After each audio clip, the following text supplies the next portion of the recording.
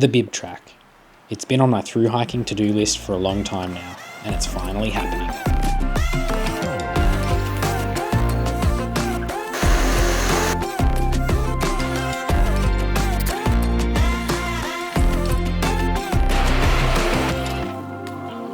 I've often said that the hardest part about through hiking is actually finding the time to get to trail, to take the time away from real life and catch a train, plane, train and bus to a random suburb in Perth, just so you can walk 1,000 k's to another random town in Western Australia. Tired from the commute and with way too much food on my back, this is where my little adventure begins, at the northern terminus in Kalamunda.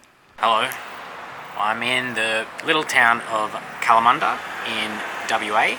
And I just spent the last 2 hours packing all my food and trying to figure out what I'm supposed to eat and all that good stuff. But I'm finally here. I need to go walk now. I'm trying to psych myself up for the afternoon walking. Despite my face, I am very keen to be here. It takes me a while to wake up after, 9 hours of commuting or whatever it was. So that's me up in here. I'm walking down to Dwelling Up for the first stint of the leg. That is one full bullies bag, so hopefully that's enough food. It does make my pack look very heavy.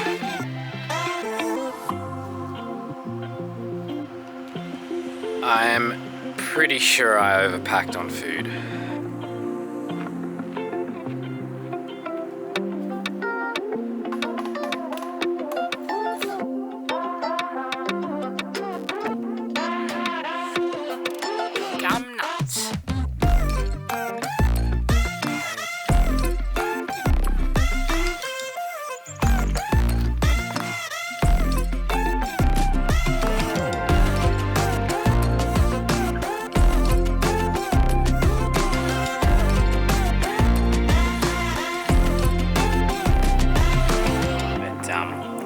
I really should put a date on that. Just worked up the back of this gully along here with some small grass trees and this small, I don't know what these trees are, but very little understory. It's beautiful. It's beautiful.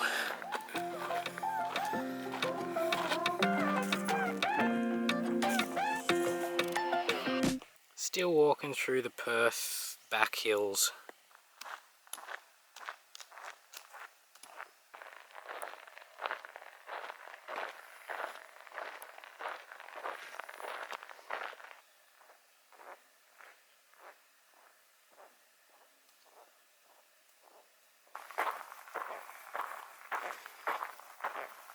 So a quick summary of the day. Got up at 5, flew from Sydney to Perth, picked up some gas. I bought food, started hiking, finished hiking 6 o'clock.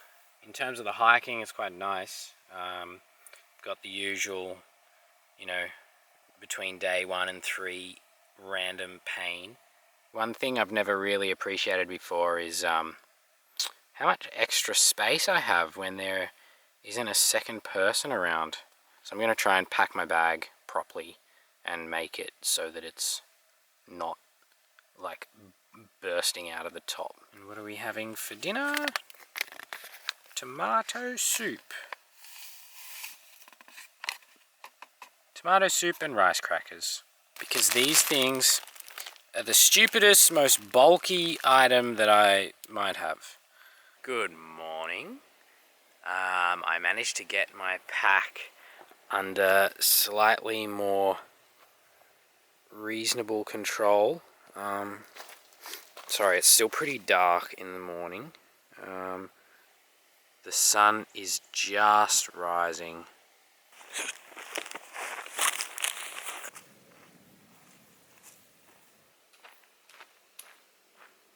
So, one of the many disadvantages of not having done any research about this track basically at all, nor having any particularly good guide, I just have a GPX file that I'm following as a backup, is that I had no idea this camp was here. and I've only been walking for 5 minutes this morning. Good to know. I'm gonna have breakfast and coffee, then get on with the day. These are pretty good huts though. Like, yeah, this is pretty nice.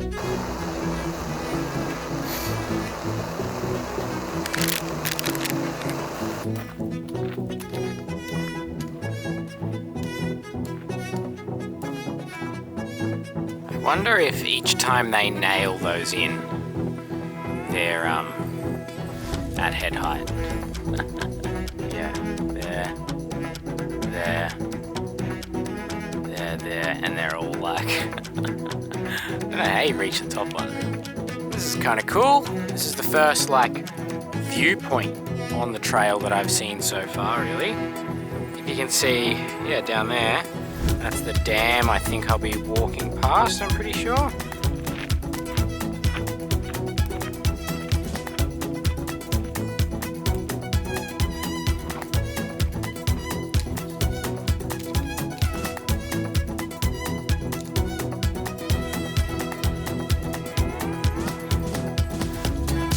It's getting a bit sunny out.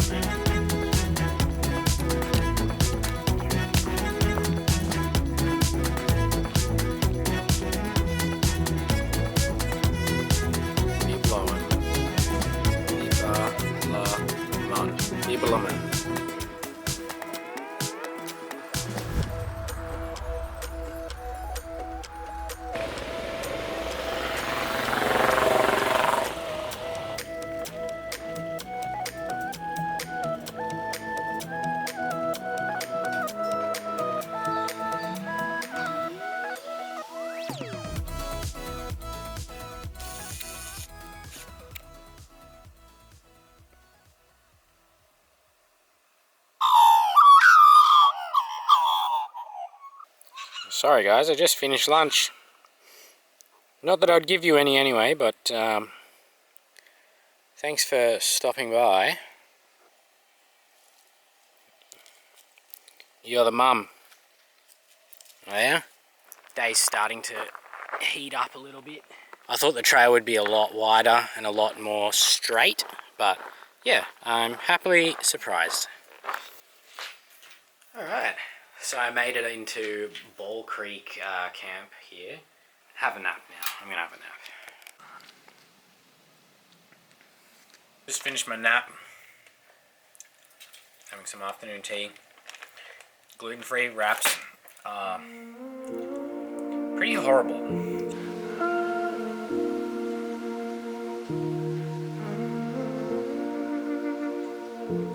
That's pretty impressive. Not my work, but that's really cool. Alright, so I'm all packed up and gonna head out. It's 2 o'clock and I've got about 10 Ks or so to do. My bag's just a bit heavy and I'm just a bit tired, but it's just start of hike. Pains and groans and aches and stuff, so that's fine. It's all good.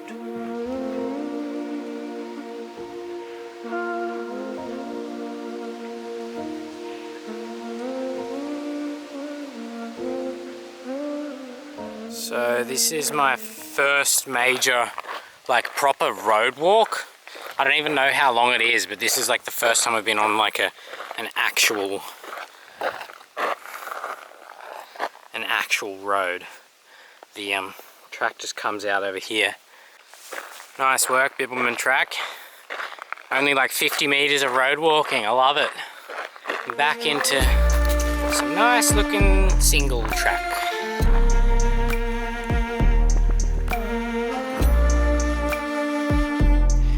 So you can kind of see the track continues on down there, and I'm not sure, up and over the hill, I guess. I've been having issues with my foot, my left foot, for a long time, maybe like a year or more, and I'm just trying to really dial in how I walk, which is kind of an interesting thing, learning how to walk again.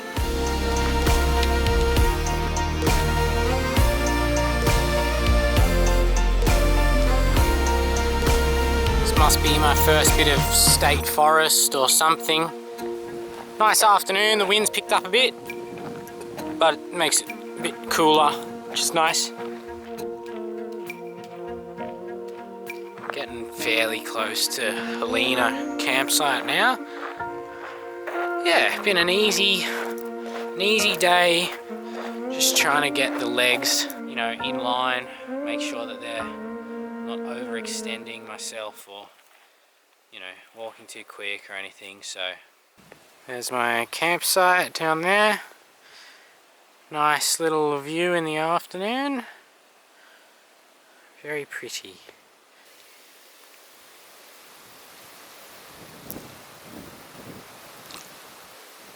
How is this for a campsite? Apparently it burnt down like a couple years ago, this big guy, and then they rebuilt it. But like, I'm gonna sleep right there. I need to set up the tent, it's nice and dry now.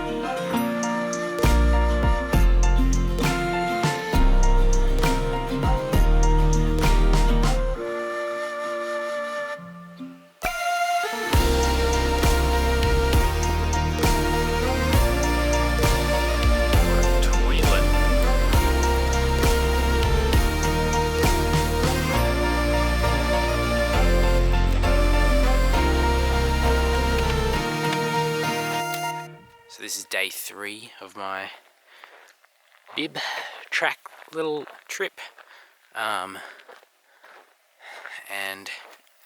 yeah, so far so good. I didn't want to wake everybody else up at camp because there was one fella doing an overnight hike, and then some end-to-enders like caught up with me yesterday afternoon, so decided to head out early because I like hiking in the morning. Yeah, I like hiking in the morning, so I thought it'd be a good chance to do that, and then I'm not like, you know, cooking breakfast and everything while people are, you know, trying to sleep still, because it's 5:45 or something in the morning, I think. So this looks like a new cut section of track. Still pretty rocky and stuff.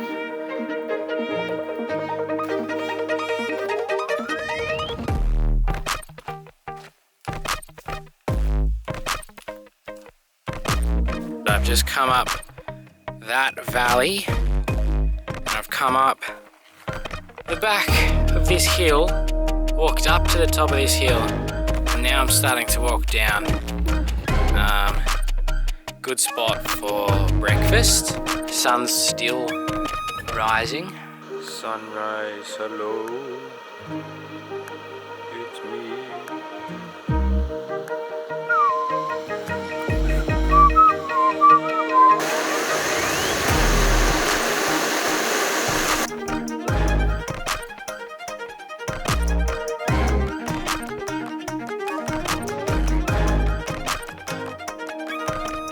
Keep on going, keep on going.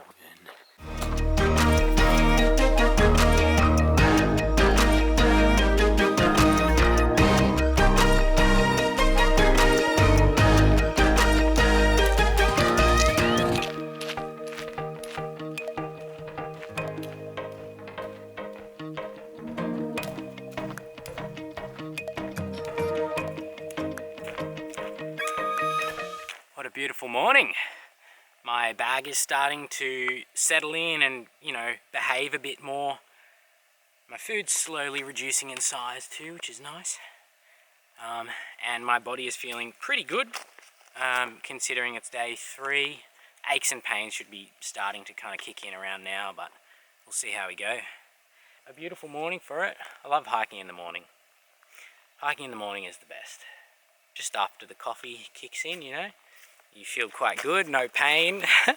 Yeah, I let my coffee boil for too long this morning, so I had to sit around for a bit longer and enjoy the sunrise. What a shame. I imagine at some point this kind of terrain will get boring, but it's quite nice at the moment.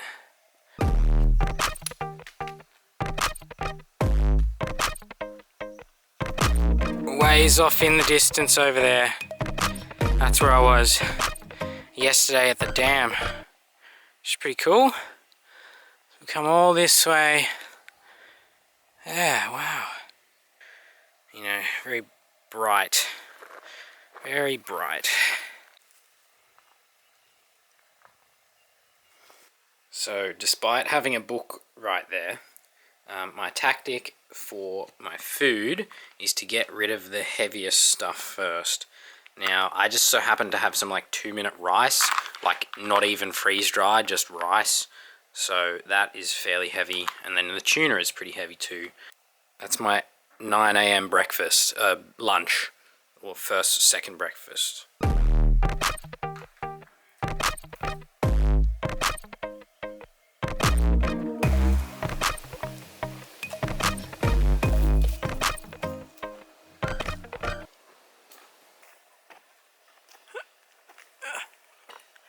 Hello. So I've just stopped for a quick bite to eat. I'm about 4 k's off the next campground. I think it's like Breakering, Beak, something like that. I don't know. Trail looks like that. I don't know. It's very flat, about 1.5 meters wide. Kind of, you know, small gravelly rock type stuff.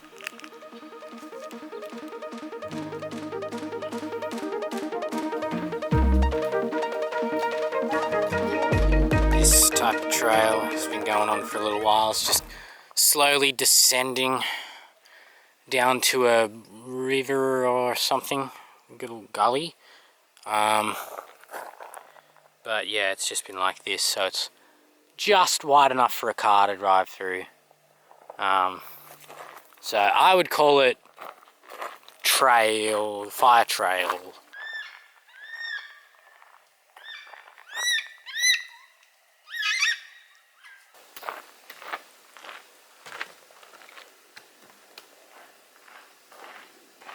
So I was intending on having this for lunch, but it's a lot bigger than I thought it would be. So I put some textured vegetable protein in my pot with some tomato paste and then a little bit of like taco mix seasoning, and then I just chopped up some salami and stick it in there.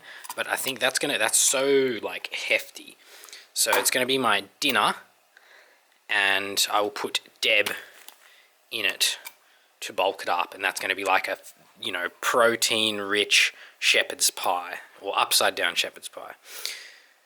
No, right way is up shepherd's pie. Anyway, so I don't know what I'm going to have for lunch now. Something from the assortment. Yeah, so this went out of date about this time last year, and I've looked inside. It doesn't look very good.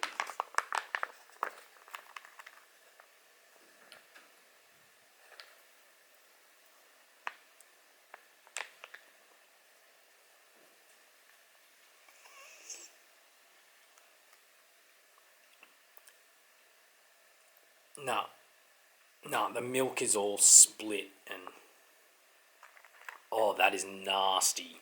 So just left that other hut. More road walking onwards to Mount Dale. Mount Dale's in about 10 k's or so. Gonna go up and over, and then to camp.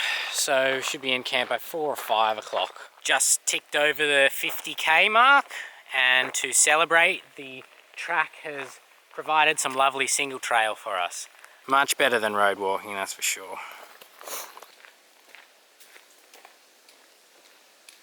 Back on road, just skirting around the edge of this pine forest.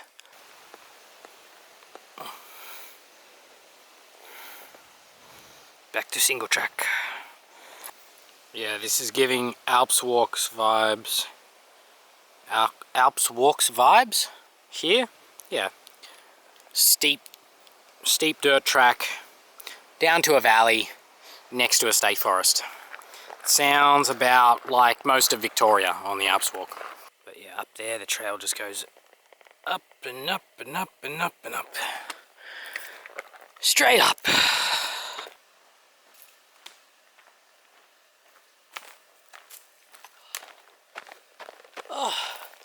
slowly making my way up it's like kind of a flat spur up towards Mount Dale.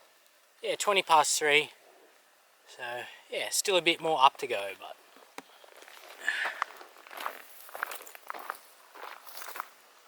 it's a nice single track the way up there.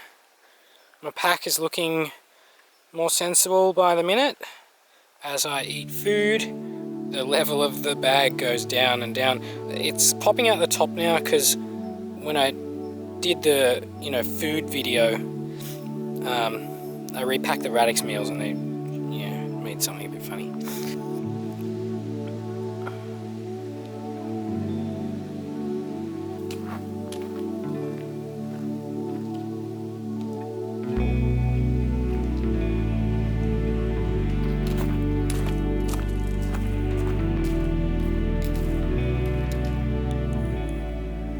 So I'm having a bit of a conversation with my day 3 pain at the moment. Just asking, is it really that bad? Do you need to stop? Do you need to rest? It's not too bad. But I'm just going to cry about it anyway, So, yeah, the feet hurt for sure. Probably going on 28 Ks or so.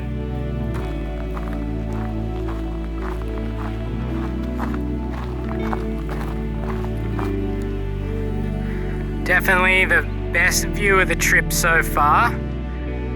This is not quite Mount Dale, this is kind of on its way up, but it's a nice little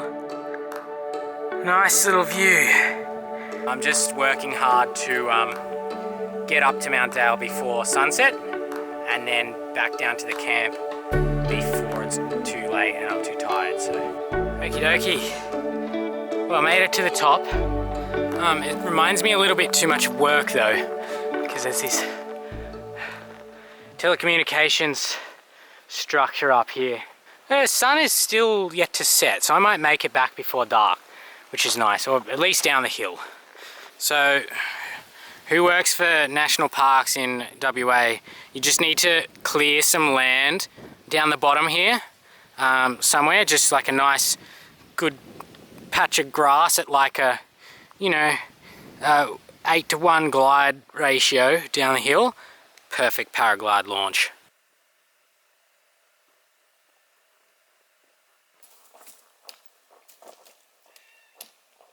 Looks like I made it just to camp right on sunset, or it's after sunset, but it's not dark yet. I'm gonna have a good feed and go to bed. That is for sure. Good morning. It's like 5:40 in the morning and I just found a very, very tall grass tree that seems very tall.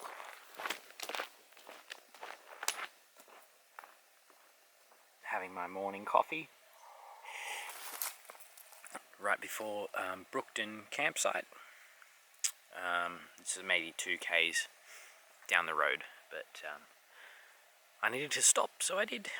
So just looking at the map and what it says on my watch, we might be cracking 100 Ks today, maybe, which is exciting stuff. If you're interested, it's been like this all morning. Just, what's this, fire trail basically. Yeah, it's just been going on and on and on like this for just, obviously slightly less interesting than some nice single track, but whatever. Just a quick stop in at Brookton campsite to fill in the logbook and get some water and go to the toilet. Well, it looks like we're following the power lines for a little bit down here, and just over to my right I can hear the highway. So I think we follow this for a bit and then it crosses over at some point soon-ish.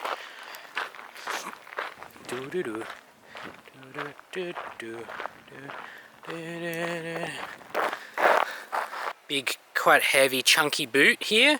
I see lots of Solomons, but I see lots of Solomons. It's always fun playing the game of Tracker.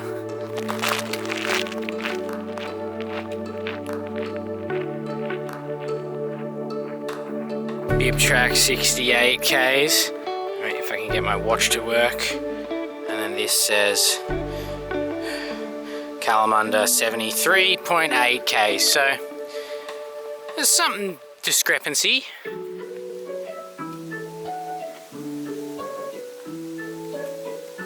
I feel like the Bibb doesn't give you many of these, but when you see a feature in the landscape, it makes you appreciate it a lot more.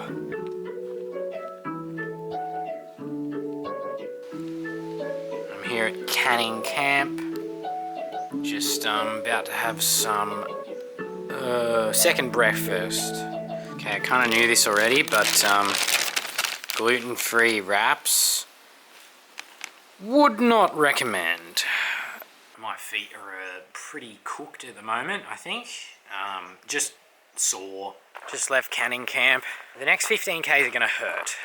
Just my feet. They're just nothing like bad. It's just, yeah, my feet are not used to this Ks. Track has just turned back into single track, which is kind of cool. It's been a little while. It looks really bland on this camera, but it's quite green and lush.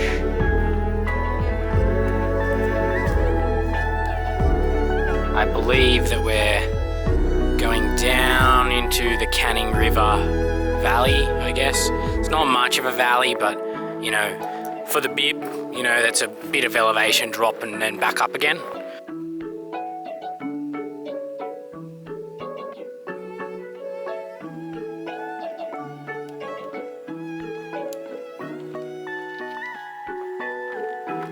This is the Canning River. There is the tiniest bit just over there, but I wouldn't want to drink from that.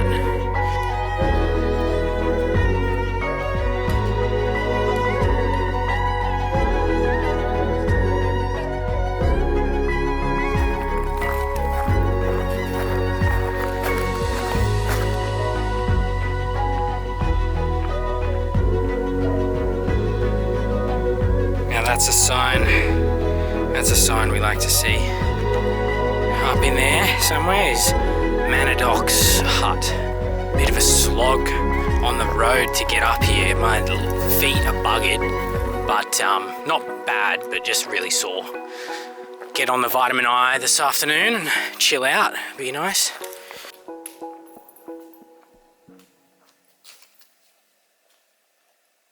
Morning. It's day 5 for me on the Bibb Track.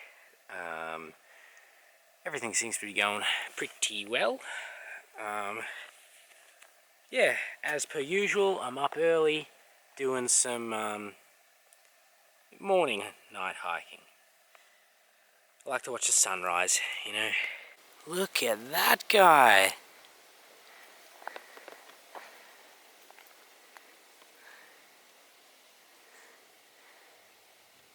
He's so cool.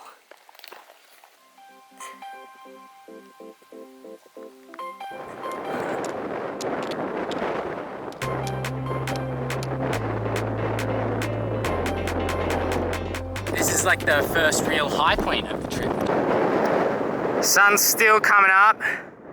It's a bit windy. Some kind of mine or something over there. But yeah, we'll see how we go. So I think I found the perfect breakfast spot. Overlooking this nice, I guess it's a valley. And then I think this is Mount Vincent here. Or Cuthbert. I'm either on Cuthbert and that's Mount Vincent or the other way. Sunrise is kind of over in that direction over there. But it's out of the wind so I can make my coffee, which is nice. In the distance over there, there's like a mine or something. Looks like a mine. Got some Bircher muesli for breakfast, a mix of wheat-free oats and chia seeds and coconut and cinnamon, brown sugar, dates, maybe some cranberries. What a view. Best view on trail, I think, so far. Coffee. Alrighto, so just descending down to a little hump and then down and then back up to that mountain that we can see over there. Nice little single track going downhill. Just trying to save the knees, go slow. Save the knees and the ankles. Very close back there, crossed over the 100-kilometer mark, which is woohoo.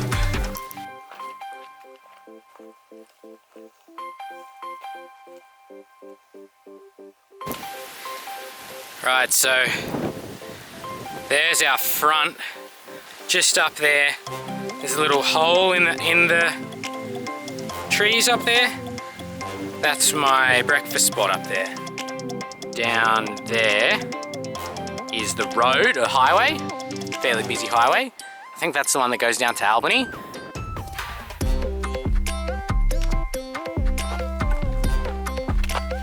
What a lovely section. That was great.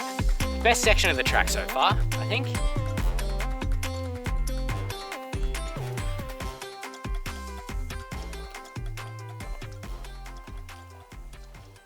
Got 3Ks to go to Mount Cook campsite. I'm just stopping for a stretch. Stretching the legs out, taking the pack off.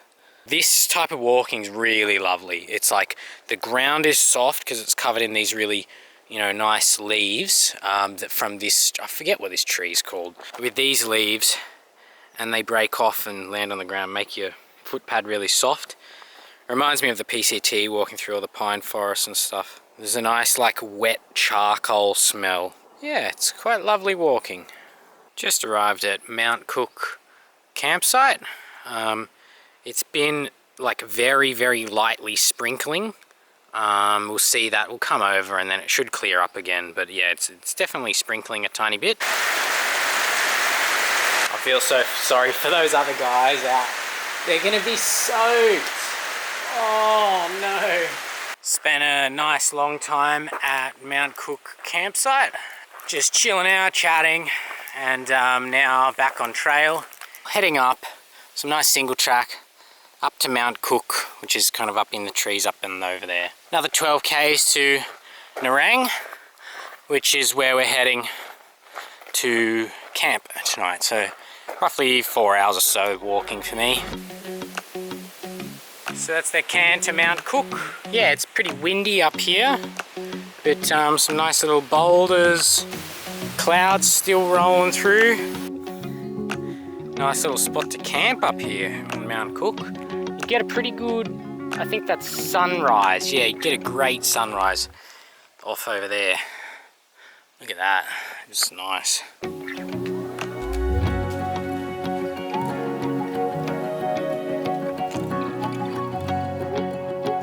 This is the best section so far.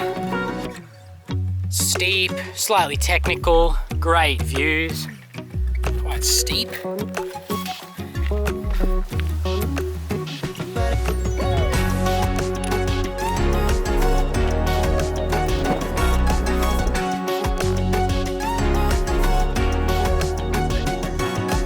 Slowly descending our way down Mount Cook.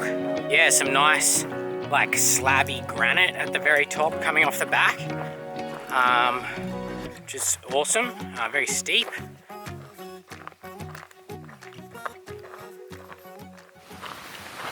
Started a bit of a road walk.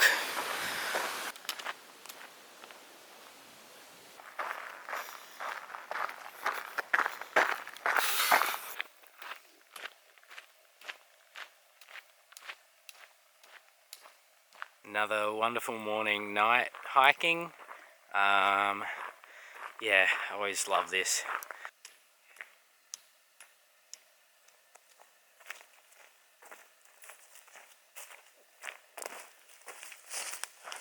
Broke camp at 5:45 this morning, but I am already, it's not even 7 o'clock, but I'm already in a t-shirt and shorts. It rained a lot last night, and yeah, it's real hot and muggy today, so it's going to be very humid. Oh, it's a bit hard with a shutter speed of 15 to make this look any good, but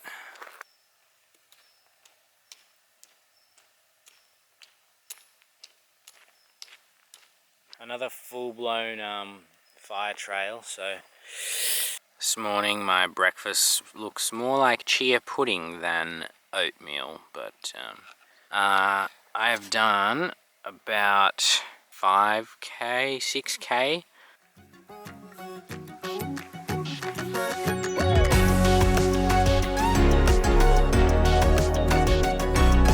So I found a beanie. I always seem to find beanies on trail. It's just acrylic, so it's not super fancy or anything.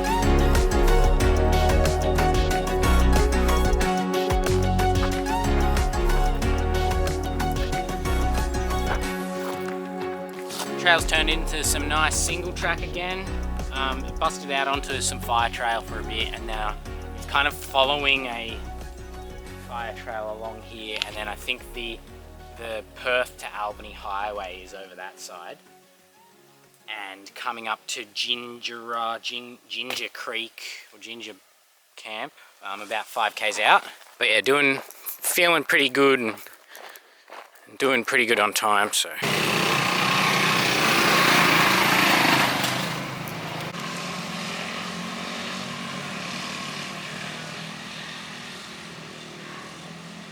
we're right near the highway, and it's a bit more like rednecky. I didn't even know there was a trail there, but fair enough. A bit early, but whatever, it's 9:30. I'm gonna keep on going, and then see how I feel at the next camp.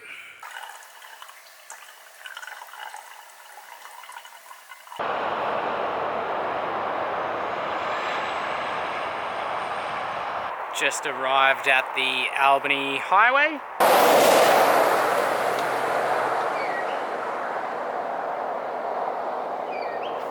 Well, it's raining. I've had to tape up my foot, hopefully temporarily. Just something happened, just walking the fire trail, and it starts to hurt, so. It's kind of wet looking. Just traversing around the side of Boonering Hill, which is on the western side of the Albury Highway. But again, nice walking. It's a bit humid, even though it's cool, so it's still sweaty. I much prefer this walking uphill than fire trail, so.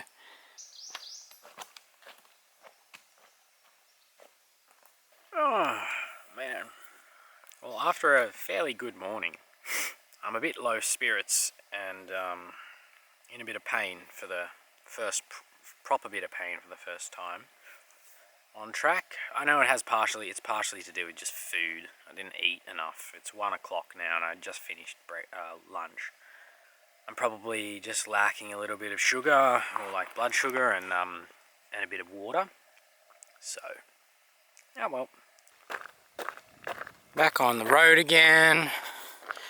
The footsies are a bit sore. It's doable. So, just started the first little up of Kimberling Hill, and then just over the top and behind that is White Horse Camp.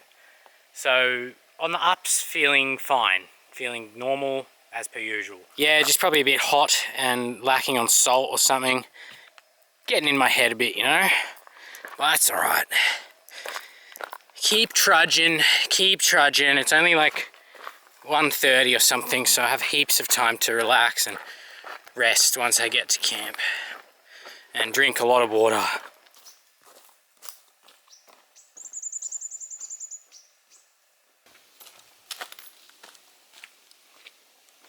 Another morning, night hiking.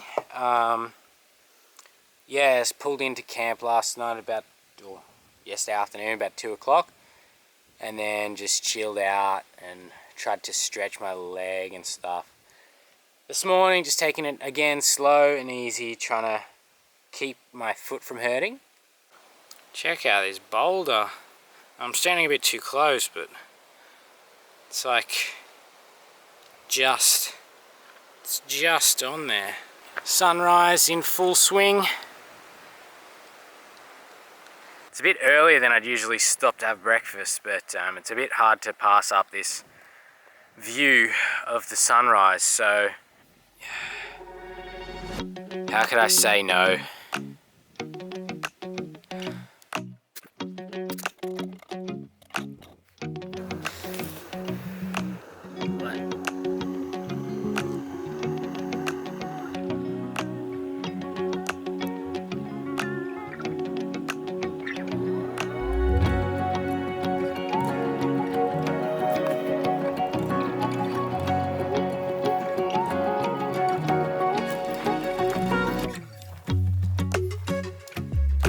The trail's flattened out off the back of that hill where I had breakfast, meandering through.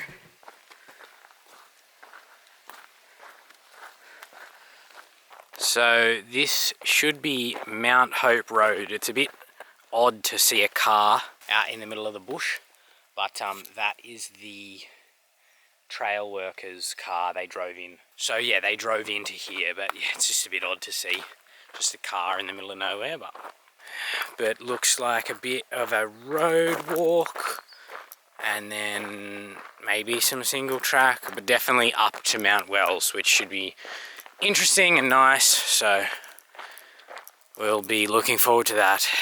Up until then, more plodding. Did you see it? Oh, maybe I'll catch it. The emu. There's another emu in the bushes over there somewhere.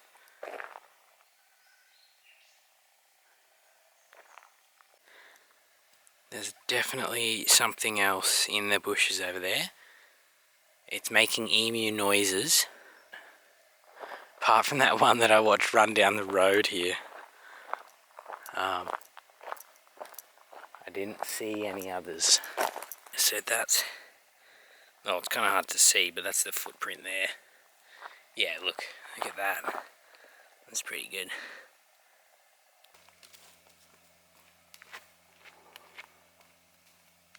So it looks like for the next couple Ks we'll be just ascending up to Mount Wells.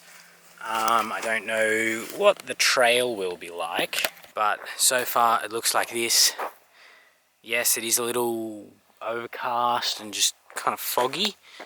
Up to Mount Wells, which I like. I like going up hills. My foot can do uphill quite well. So I passed one of these before, and I thought that they were like a camera trap or something, but I don't know what they're supposed to be, like some kind of survey marker or something. I'm not sure. A little thingo on there. Also, it's like for gas or electricity or something, but I'm just in the middle of nowhere. No seeming like digging or anything around them.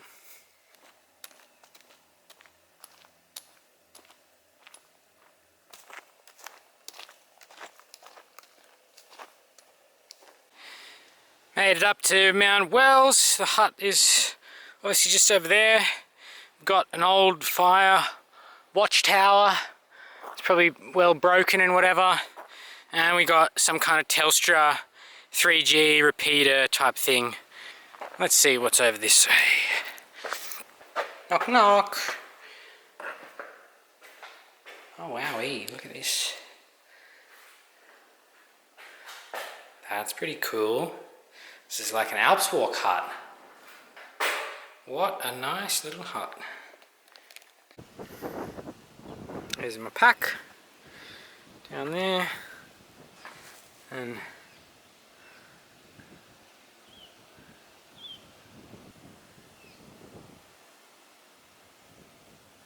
so descending off the back of Mount Wells down some single tracky type stuff, and then it flattens out all the way to Chandura campsite, and then onwards to Dwelling Up.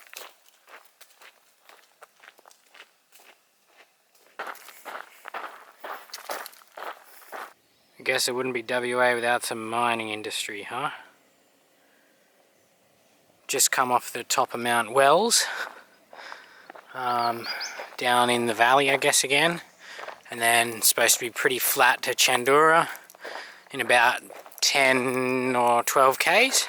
You can definitely smell something in the air, some industry, mining, maybe diesel. The mine is now like over that way.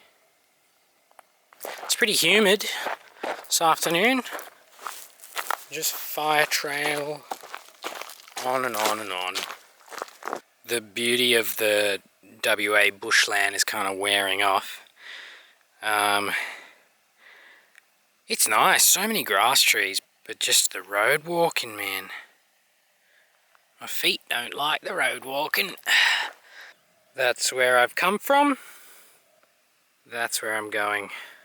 I know a lot of people like it because it's quick, but yeah, for me, I just don't deal with it very well. It just reminds me of the Alps walk too much, walking on the fire trail.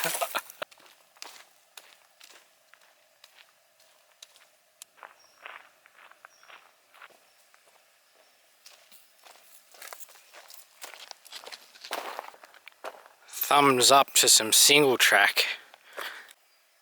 Yeah, so just about to arrive at Chandura. Only going to stop for a short bit and get some more water and make dinner, and then keep on going. Yeah, so I thought there'd be more people here, but there isn't. So I'll sign the book, do some water, and get going again.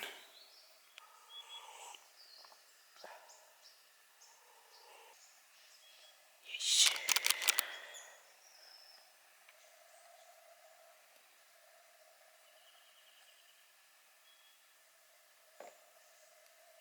Just left Chandura campsite and said goodbye to my what have been so far my trail mum and dad, which is a bit sad because it's very flat, and my foot so far isn't good at doing very flat things for very long, so I'm going to do half the flat now and then half in the morning. Also gives me more time in town. Yeah, it looks a bit kind of like that at the moment. It might be fairly boring walking, but also I've realized that I don't really film anything when there's people in the hut. It's kind of on purpose. One, I feel a little bit self-conscious, but also, you know, no one wants like an idiot with a camera just like running around going I take some footage when I can, and especially at night when if there's people, you know, I'm gonna save it. Single track, single track. Nope, just a different road. Okie dokie. It's started to sprinkle and stuff now, so, and I can hear thunder in the distance, so that's always fun. These last couple Ks are tough at the moment, I think. I think this will end up being like a 40K. We shall continue. That way, I think.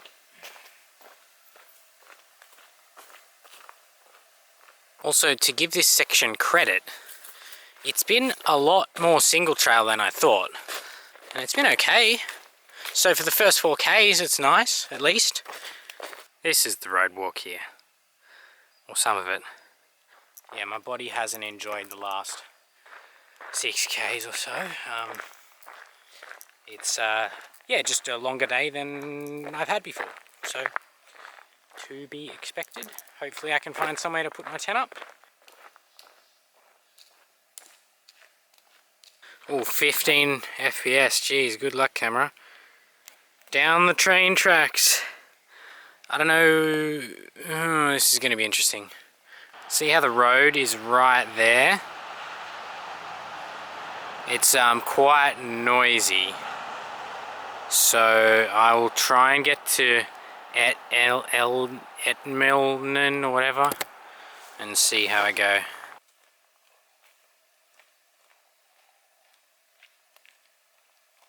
So it's like 6:30. Just set up my tent.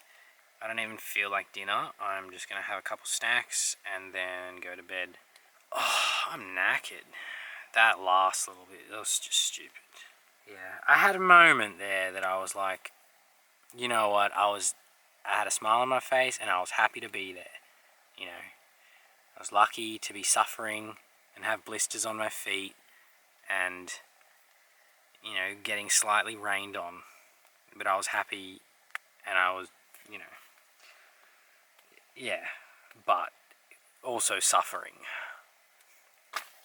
Good night. I was knackered, so I slept in, but we have a road walk this morning. Lovely little road walk, and then town in about 2 hours, but I'm gonna have breakfast before that. Yeah, the road just here follows the train tracks. Train tracks are just there, and the road kind of follows. Town days are always fun, or exciting, something new. There's hot showers at this one, so I will take full advantage of that, like free hot showers. So, final push into town, but not until after breakfast. Need to reduce the size of my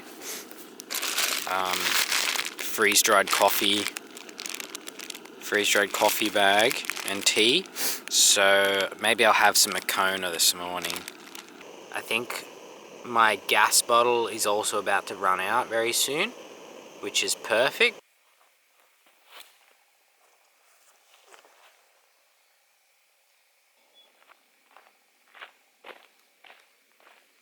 Like, yeah, I brought enough food for 11 days, which, well, I thought I had enough, but it might be slightly not enough. So I have 11 days of food, and I've done this section in 7. So I almost have enough to get to Collie. Just need a few more little extras from the shops, from the IGA here, and then get going. Damn, they've like just burst up through the dirt.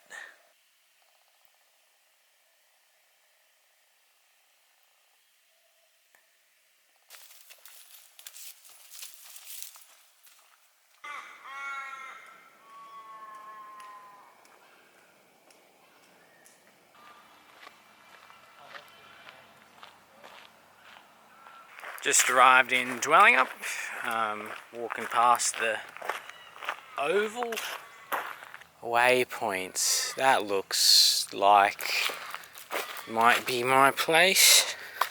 Wowee, so made it from, this is where on the yellow one, from here, wait, shit, down all the way far. Wow, that's actually a long way. And then next is Collie, Ballingup.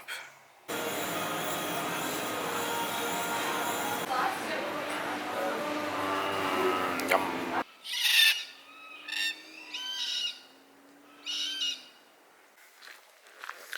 Ever so slowly making my way out of Dwellingup. Had a feed in Dwellingup, had a coffee, had a shower, which was good, and so I feel very clean. I still haven't put my other shoes on yet. It's been nice, but yeah, all I needed was a few little things from the shops. Yeah, I did see this earlier. Doesn't look like fun. So this is all forestry here, and they're logging it by the looks of it. So we have to basically do a road walk around instead of going kind of through. So, and then onto Swamp Oak. That's a bit annoying. Oh man, it might have been a nice section. I like walking through pine forest. So that must mean the end of the diversion.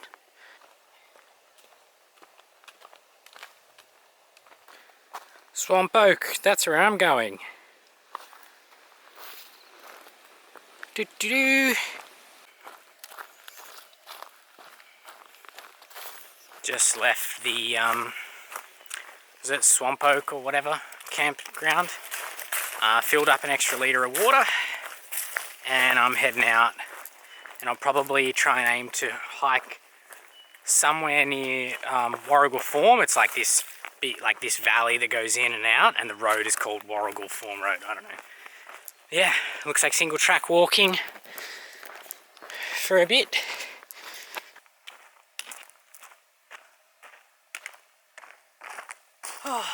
almost bedtime. I'm gonna head up this way, up and over this little guy, and then find somewhere nice to camp on the flat. Okay, so I guess there's signal up here. I'm set up for the night, I think. I'm a little bit worried about ants, but I'll take my chances because it looks like a really nice night to just sleep under the stars. Not a bad dry camp dinner.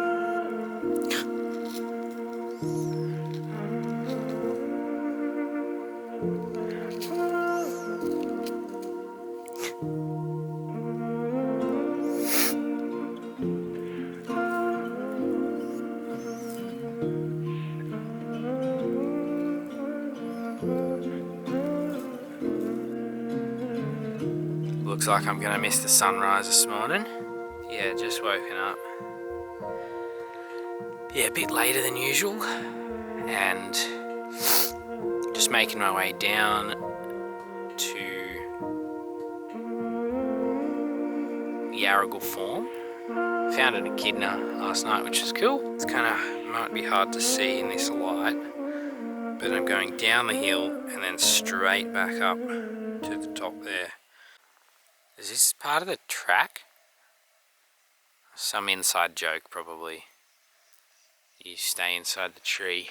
I didn't sleep very well last night. That echidna had me on edge for a while. And first time out here cowboy camping, and I'm still a bit afraid of snakes and spiders crawling into my tent. Otherwise, nice hike down and then back up the Warrigal Farm. These shoes currently are, I know, half a size too small. My big toe is there.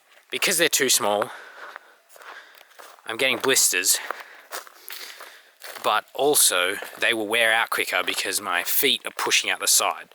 Great weather for hiking this morning, nice and cool. Sun's not fully up yet. Really nice hiking this morning. Probably has a lot to do with the fact that I've eaten and had coffee. That seems to determine the trail quality a fair bit.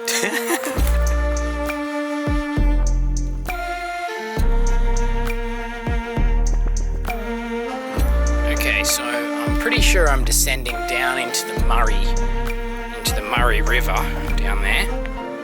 So this is Murray Camp. It's really nice. The water's just down here, so we're gonna go and have a quick look. It's not as festy as I thought it would be.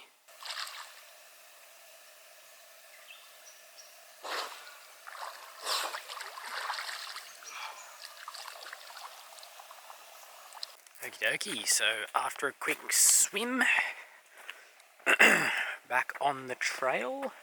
The trail follows the river for a fair bit now, and there's no camping basically between here and the next one, which is it called Don Ducanelli, or I haven't checked my phone in a little while. It's pretty low on battery.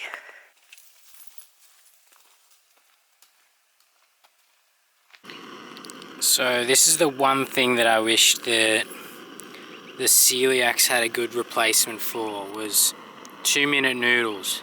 Normally I could just, eat some 2-minute noodles or cold soak them, which means just like putting the water in the pot and then leaving them for an hour, and they would cook.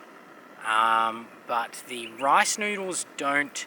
They kind of soften, but they still stay hard, and it makes it really hard to eat. Like, it's actually quicker to just cook them for 2 minutes and then eat them rather than trying to chew and chew. And so yeah, if anybody can freeze dry rice noodles or something, I wonder if you could do that. Oh, so this is rice noodles with some salami and stock cube and coconut milk powder. Damn, this guy's pretty fresh.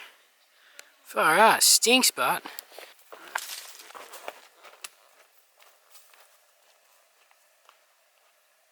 I mean, it's a little bit of a shame that the trail doesn't follow closer to the river. It's you're walking through a tunnel. I mean, it's interesting, it's up and down and there's a few deadfall and stuff to negotiate, but... Oh, that is a... Wow.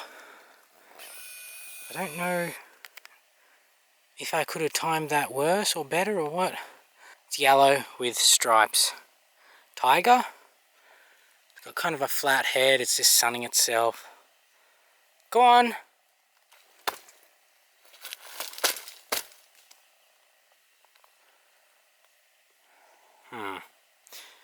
Okay, be right back. Okay, I'm glad I slightly pay attention when I'm filming, because that could have been a bit more of a scare. Yeah, just a bit of stomping. I took like one extra steps forward and then he skidded off, so I just looked it up. It was a, yeah, tiger snake, so. See, you wouldn't know it without the heavy machinery noises in the background, but the track actually just follows what's basically like a dirt road. This kind of luxury is something that you would not get on the Alps Walk. The Alps Walk would just go, okay, you want to get up to the hut there? Well, you just walk along the road instead of whatever this is, I guess. So, yeah, I mean, I complain about it being all closed in and whatever, but better than on the road. But yeah, there was like a skid loader or something back there, or a grader doing work on the side of the track. So.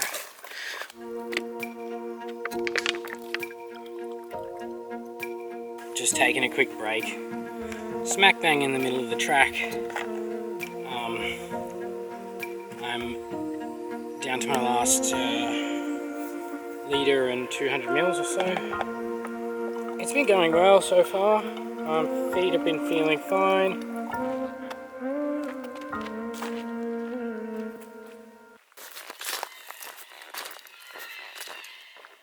So I was going to stop at the hut, but the guy that I spoke to there said that I should be able to find camping sites like, you know, hour and a half away from the hut. So, like, I'm a bit curious because it's going to be by the river, and from my experience walking on the Murray River just before, it's quite closed in and shrubby and stuff. So maybe it changes a little bit. Just descending down in the afternoon sun.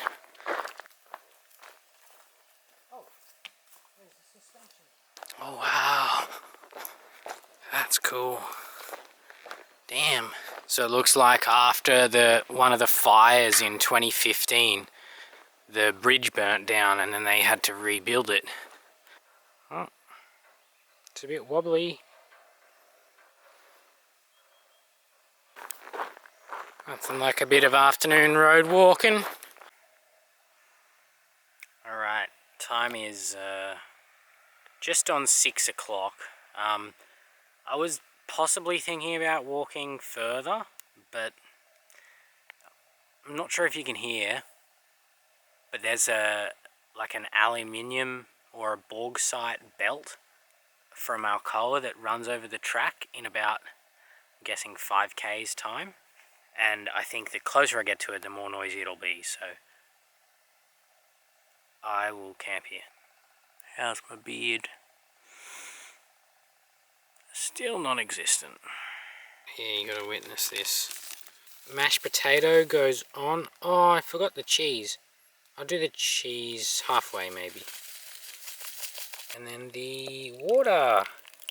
And you just fill it as much as you can. This, I'm gonna have to eat some of this potato first, I think, because it expands quite a bit. See? Look how much it's rising. Need a bigger pot. Alright, it's going to be very hard to see in the dark, but that right there, that was my campsite. It's not really a valley, but I'm like camped near the Murray River, and it's quite cold this morning.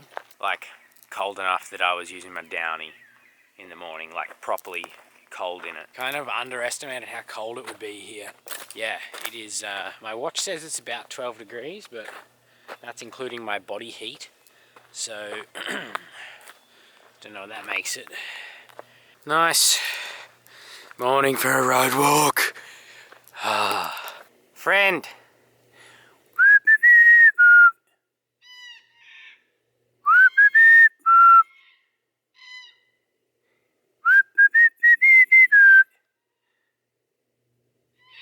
They're like, what? Who's this person? It's too early in the morning for that. Oops. Oh, I scared them.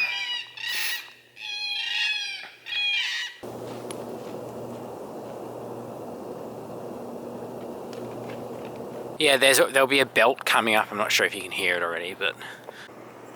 Yeah, so I thought it was going to be cold because I was by the river, but I think this is something else. Like, I think it's getting cold in general, maybe. First time I'm wearing the down jacket, like this morning and now, it is, yeah, even with the sun out, it's cold. So just having a hot coffee. It's not the most picturesque breakfast spot, to be honest. Yeah, trail goes up this way and then under the belt, which I'll show you. I'm quite interested to see as well, but that's like 500 meters or a K that way.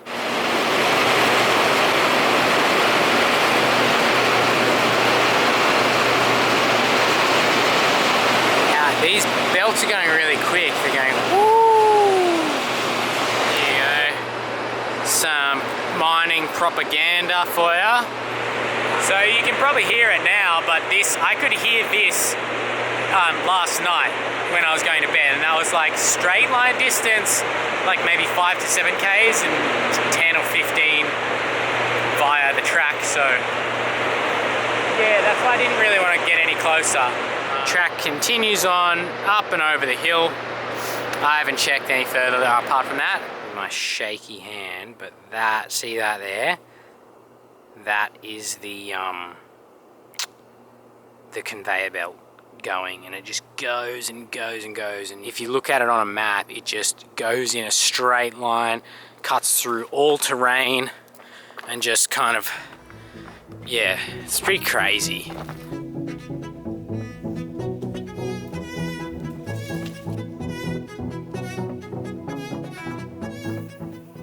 It sounds like the bees are trapped in the U-bend or something. What the heck?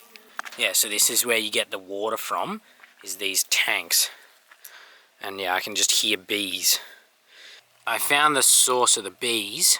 Yep, turns out the pipe was just amplifying the sound. But I was just about to say, man, there's been a lot of road walking in the last like 10 hours.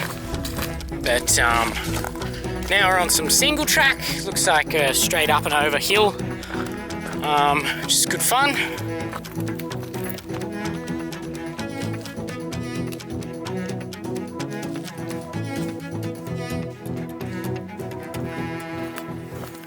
This is really weird.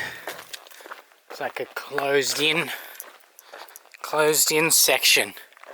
But yeah, you can see through. You can see through there. It's like nice and clear. And then when you look here, it's like dense. This is quite nice walking through this little bit. Lots of grass trees, very flat ground. Oh yeah, this is kind of cool. This is like, you know, this is cool. Look at this. Oh, and it's gone. Oh well.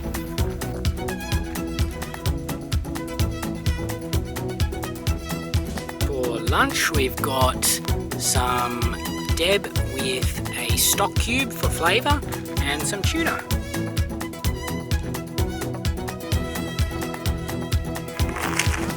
I think this has been the essence of the day, is road walking.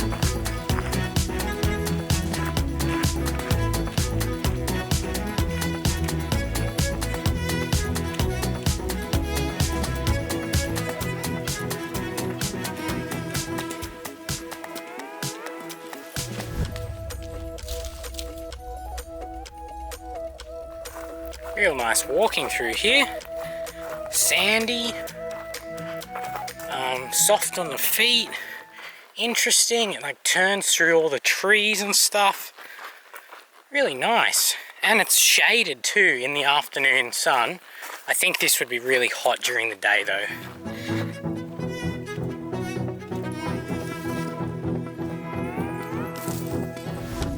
Really enjoyable afternoon walking. Nice light, good temperature. Yeah, couldn't ask for too much more.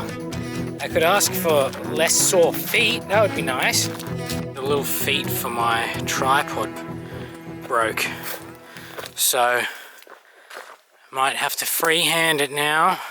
Good morning. Making my way down to Harris Dam. I made it to the campsite last night, and then yeah, there was like a big scout group or something there, and they were up till like, I don't know, 9 o'clock, which is not that late in the grand scheme of things, but when you're used to going to bed at like 7 or 6, it was pretty late. Short walk this morning in terms of getting into Collie, but as usual, it's a beautiful morning for walking.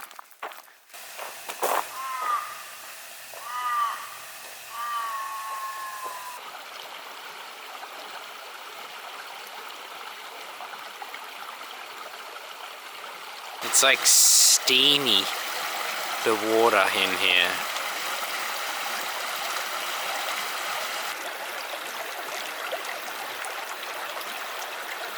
It's been another cold morning, cold start, and I'm slowly ascending up. So once it gets warmer again, or I find some sun, I'll stop for breakfast. Spread out all my stuff next to the trail, nice little breakfast spot.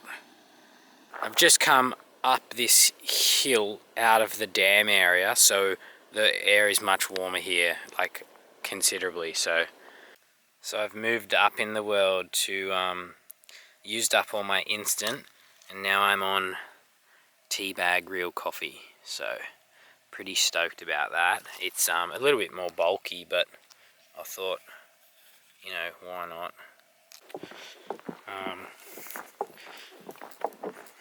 Boardwalk.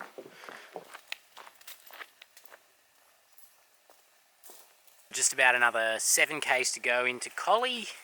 Easy flat, looks like fire traily type walking.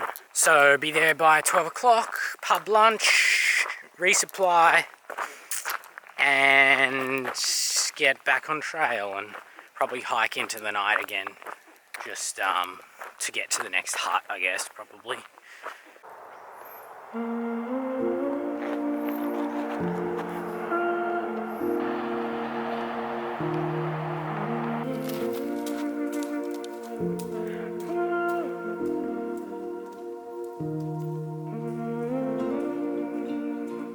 Walking into Collie left me tired and sore-footed, but I still had a few things to do in town before I could rest.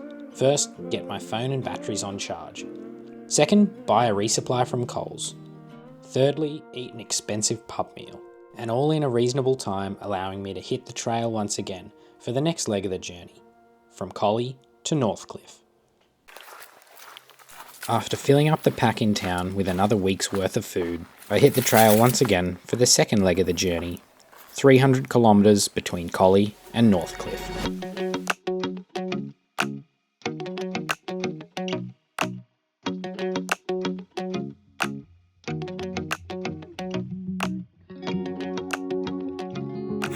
I'll be walking into the night again to get to the next camp, so I'll kind of double hut for the next little bit. So it's a bit of a longer day today, but then the next couple of days should be a bit more chill.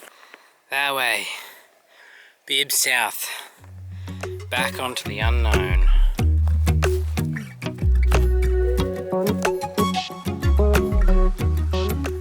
Just bumped into a guy who was training for an ultra. He's going for a jog. Be great little track.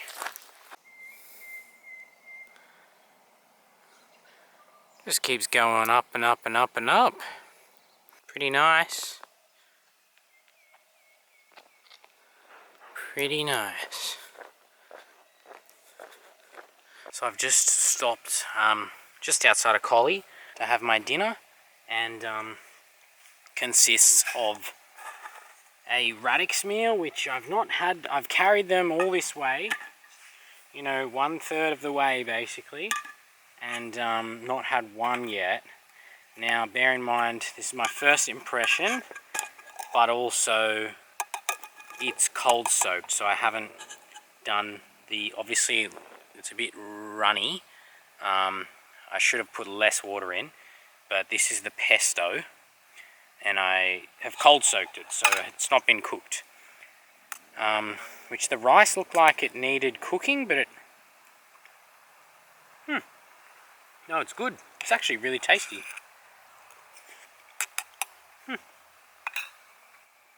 So, yeah, I would have this again and actually put the right amount of water in and be good. It means like I don't have to cook dinner when I get to camp at like 8 PM, so... Well, that was a really quick and easy dinner. I didn't even have to cook it. Went down a treat, 800 calories or whatever it is, 700 calories.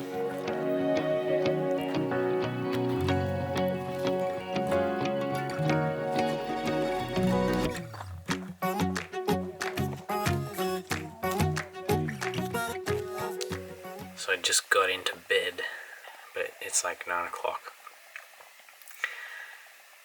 And I'm, ready to go to sleep. I just left the hut. A bit of a late start. I had to like pack some breakfast and stuff, like repackage it so that it would fit nicely in my pack. And we're just descending down into a nice stratified layer of cold air, so that's okay. The plan is hike to the next hut, and then I should get there at about lunchtime, refill on water and all that, and then head another 20 k's down to the next hut.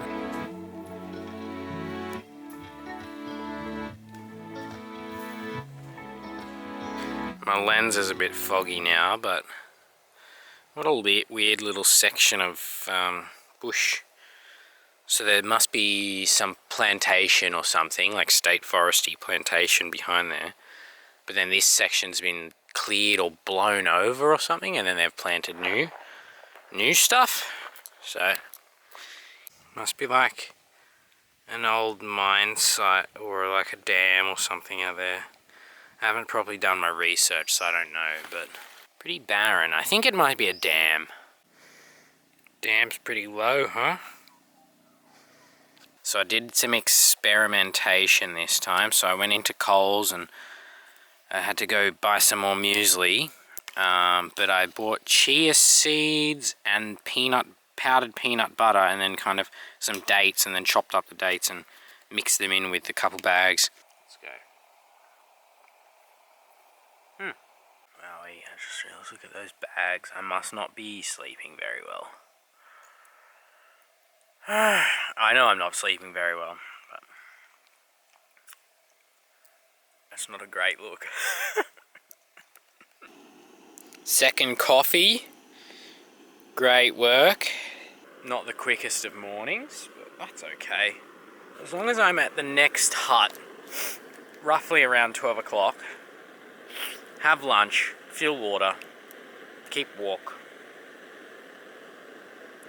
40 k's, and then hopefully I, get there around dark, and that's a good day. So this is not pee. I am now on the olive oil game train, I guess. So olive oil, put a few extra calories into each meal that I'm making, just add it at the end. It's going to make my washing up a bit harder. Also lime Coca-Cola, I had to try it. It's not very good. So talk about multitasking. I'm trying my luck at Instagram Reels, because I think they're kind of fun. Gives me a reason to stumble over my own feet because I'm not looking where I'm going. And I enjoy the process of editing, so I thought, why not? And it's easier than I thought on my phone, like on the go, so.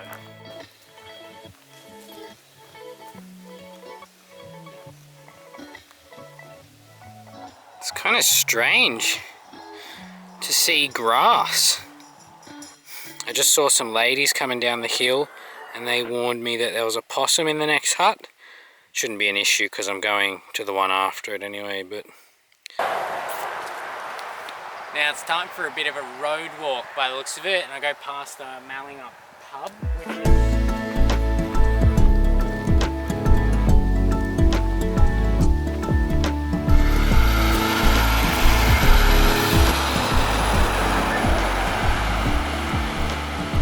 Over there, that's the Mallingup pub. That's where the Bibb Track comes onto. This is where it's going. At least I'm doing this train section in the daytime and not at night like the other time. I was not. And it was more wet as well.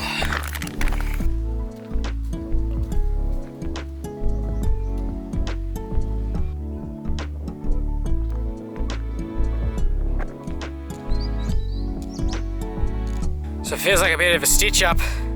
We walked down the hill from over there somewhere, then walked through the valley, along here, and then we've come up this hill all on the road. I mean, which I get because it's private property and you can't just like hike on through, but in fairness, it is the first like proper, it's the first proper road walk. So, oh, there's a car coming. Okie dokie, looks like single track again. After a bunch of road walking, enter a new national park. And the hut is about 4 k's away, I think. Down the hill we go. Nice little viewpoint. Don't get many of these. Clear of trees. I think the hut must be up that way somewhere, but I don't know. Not criticising or anything, but I just want you to take note of, this is the age column here. That's me. I just want you to take note of the ages as we go up.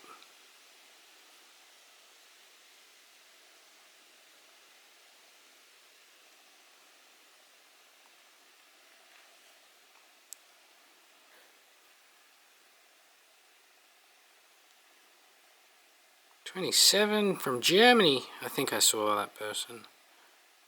28. Yeah, so what do we think? Average age about 65? Yeah, so I can see this going really well. What a funny name. Noggerup. I think I'm going back over there onto the trail and then up. Yeah, I found coming into camp after dark at like 7-8 o'clock, I'm too like amped up from walking that that I can't really sleep well, and I don't get the opportunity to like do foot care or like sometimes eat properly and stuff. So yeah, better to have less rest during the day and then more rest in the afternoon.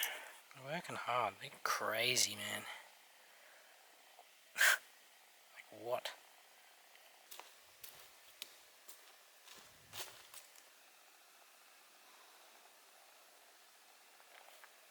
So I wonder if it'll send me straight back up that or not. It's not really in the nature of this trail to just go straight up and down on fire tracks, but I just came down something like this, so maybe we'll be going up it as well. So we've just been tracking kind of along a fire track, kind of up and down and up and down. Similar to Alps walk sort of style stuff, but at least here the ups and downs are only like, you know, between 20 and 40 meters of like vertical elevation, so.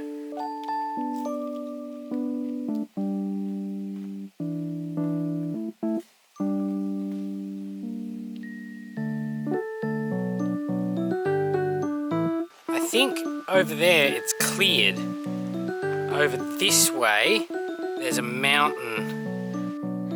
So apart from the deforested, cleared land just on the horizon there, and the dirt motorbike tracks, the trail is fairly more rugged due to this fiery growth, and yeah, not bush bashing, but like, yeah, I'd say it's the least groomed section of trail so far, which is nice.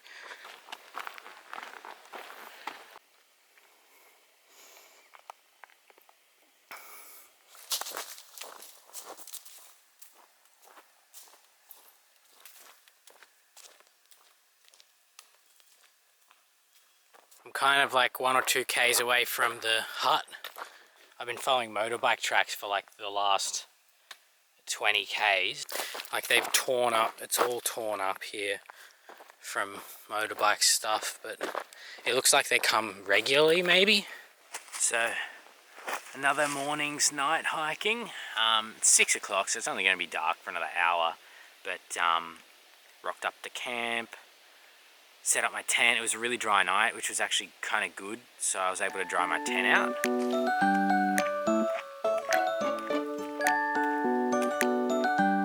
I was wondering, what's that noise? It sounds like a bit ethereal and weird, and then I stopped and I listened, and it was cows. When we have been near industry, yeah, it's been mining, so it's an interesting, different sound, I guess, to hear in the morning. Oh, this is infused with last night's dinner as well, and it needs more water. Yum. I'd filled up my water bottles at camp, and I was wondering in the dark with the red light why it was so foamy. This would be why it's so foamy.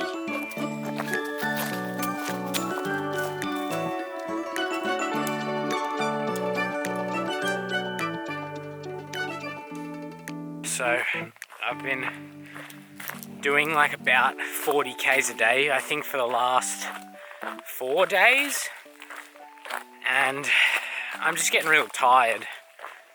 My feet are fine in the mornings till about lunchtime, and then I stop for lunch, and then after about 2 hours of hiking they get real sore, understandably. That's the sort of pace I think I want to do for the rest of the trip, just to speed things up a little bit, I guess. But it does mean that I'll walk for like an hour in the morning in the dark, and then about 2 hours in the evening in dark. I kind of wish I had slightly more daylight. It would make things a lot easier, but then I wouldn't have the cool temperatures like this. So I'm going into baling up. Yeah, I don't really need to resupply. I might buy some salami or something, and maybe some peanut butter. But apart from that, yeah, but then the next section down into the Donnelly River and then on to Pemberton looks really good.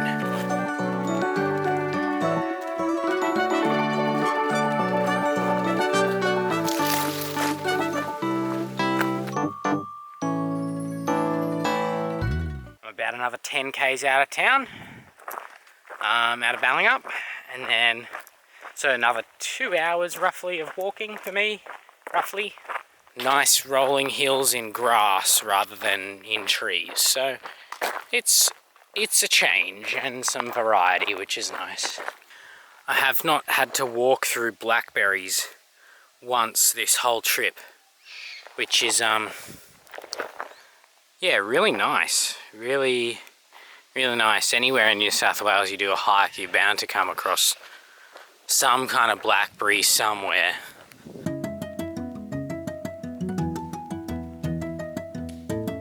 Unlike in America, we walk around the pine forests and not through them. I'm not sure if some of these are like privately owned. I mean, I guess that makes sense, right? There's like a fence running down and we just walk by the side of it. I guess they tear up the inside of it too frequently to build a trail. Looks like we've entered pine forest country now. We got a bridge going over the river, which is cool. Just kind of like on the edge of the pine forest and all the pine needles. I guess I'm keen to get back to Oregon and go hike. Hike on the PCT. This is great.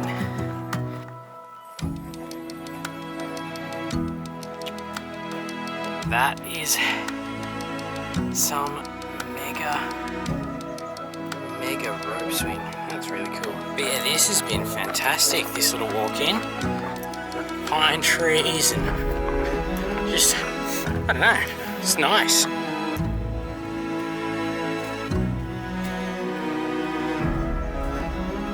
This would have been a much cuter spot to leave my book.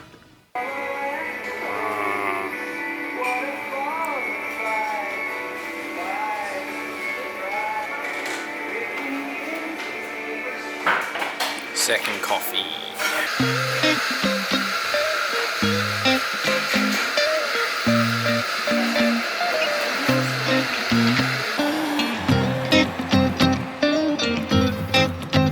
Thumbs up to that place. Alright, back on trail. Well, spent a lot of time at the Green Man, which was great. Yeah, they put up with my smell. Like, it was cheap. It was good. I had 2 coffees for the afternoon hiking. Yeah, I really enjoyed that town. Very different to Collie. Much smaller, little cute, artsy type of town. There's still 16 Ks for me to go. Oh shit. I need to... 16 Ks for me to go this afternoon, and it's 1:30, so it's going to be roughly 4 hours, so I'll be there at about 5:30-ish. So maybe I'll be done before it gets dark. What a lovely little town.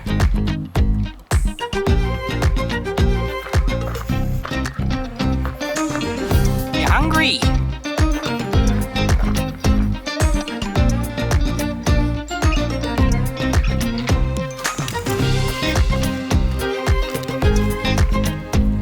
So I've ascended up out of Ballingup, up on a like a road.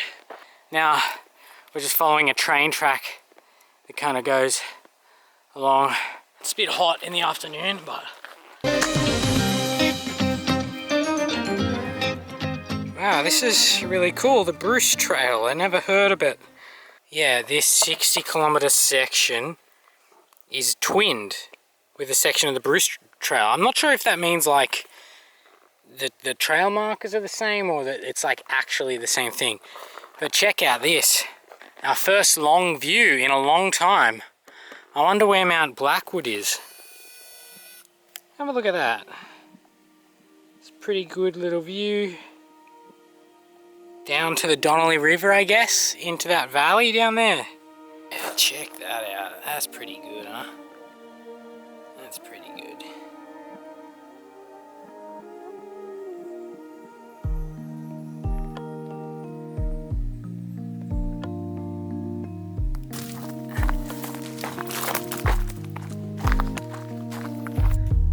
So this is Mount Jones Dam. Yeah, I think it's an old kind of tin mine.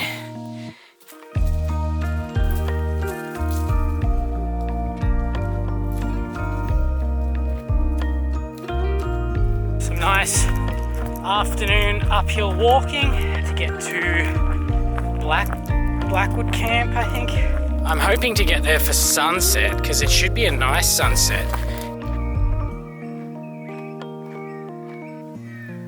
When the Bibb gives you a view, you gotta take it. That's my motto now. You always gotta stop and have a look-see, because you never know when you're gonna see a landscape again. So Mount Blackwood is kind of, my campsite where I'm going to is kind of up and over the back of that hill a little bit.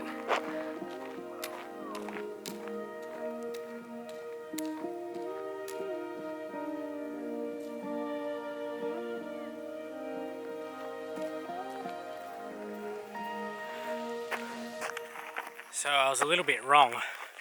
I thought we'd be going up there, but we're actually going up here into the pine forest, which is cool. Into the pines, and I wonder where we go.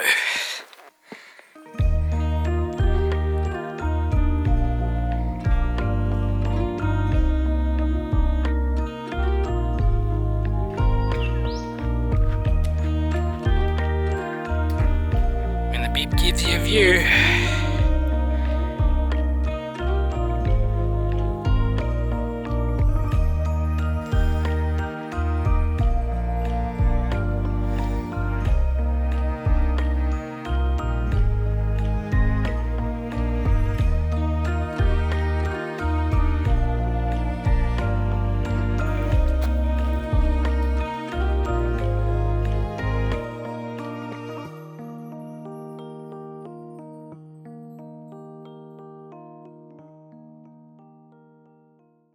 So I'm just descending off the back of Mount Blackwood. As I'm going down, I can feel it getting colder and colder and colder. So, but it's alright.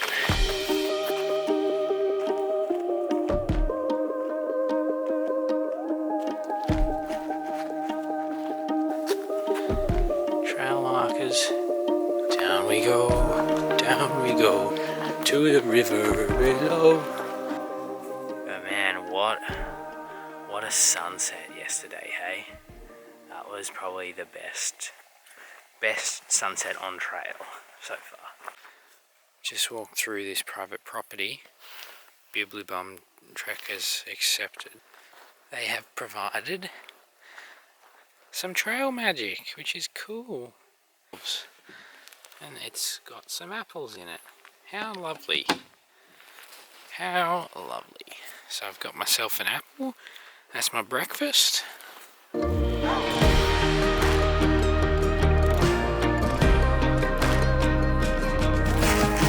of a road walk this morning. Nothing like a bit of a road walk in the morning. Sun is slowly rising.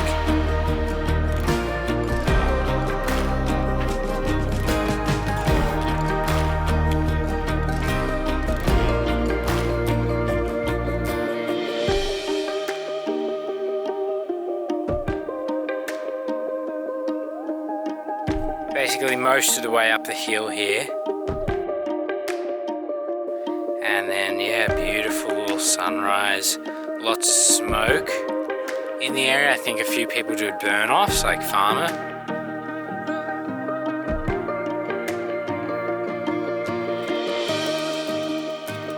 So we're on some single track now.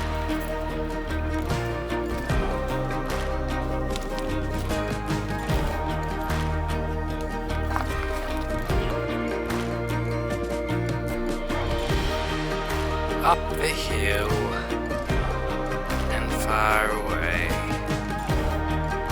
More road walking.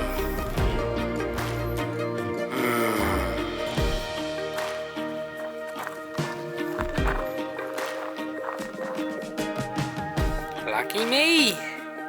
Some single track, yay. Let's go. So this takes us down to Gregory Brook campsite. Which is in about 2 k's. Well, that toilet looks very shiny and new. This whole campsite, I just went down there and signed the book, and then keep going. So yeah, it looks very new. Trail came from down there, and I'm assuming just keeps going this way. More single track, very nice. Very nice.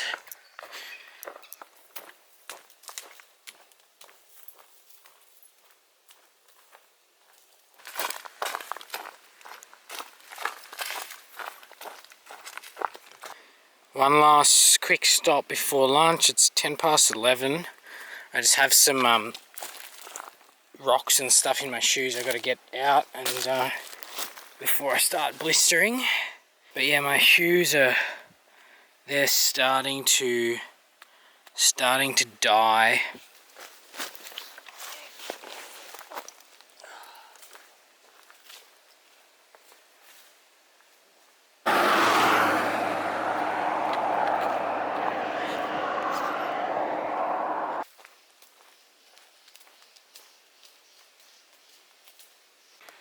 I'm always impressed by how these beef-free wraps like stick together. I'm having salami and wraps and maybe some rice crackers and Nutella and maybe some tuna. Yeah, I know. I get really emotional, really emotional when I'm hot and sweaty and tired and like not happy. I know that it's from being hungry. I don't have enough daylight to do 40 k's a day. Anyway, sorry. I need to eat and then I'll be more happy.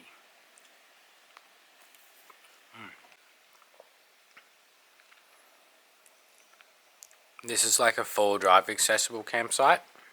So, I don't know, it's not the nicest hut either. I'd definitely recommend going to that other hut that I was just at than this. I thought this was the main place. But come to another intersection of the Mundbiddy. So the Willow Springs, I guess, would be popular for that. Oh, look at this. This is like full-on groomed trail. Oh, it's like the PCT, nice and smooth and winding. Now I'm partially aware that this is just the food I've eaten still hasn't digested yet, but I just feel rushed all the time to do 40 k's because I want to get to Donnelly Village before like the cafe shuts and like get some food or get a pack of chips or something. I don't know, it would help if I had a proper map where I could see the distances properly and stuff, but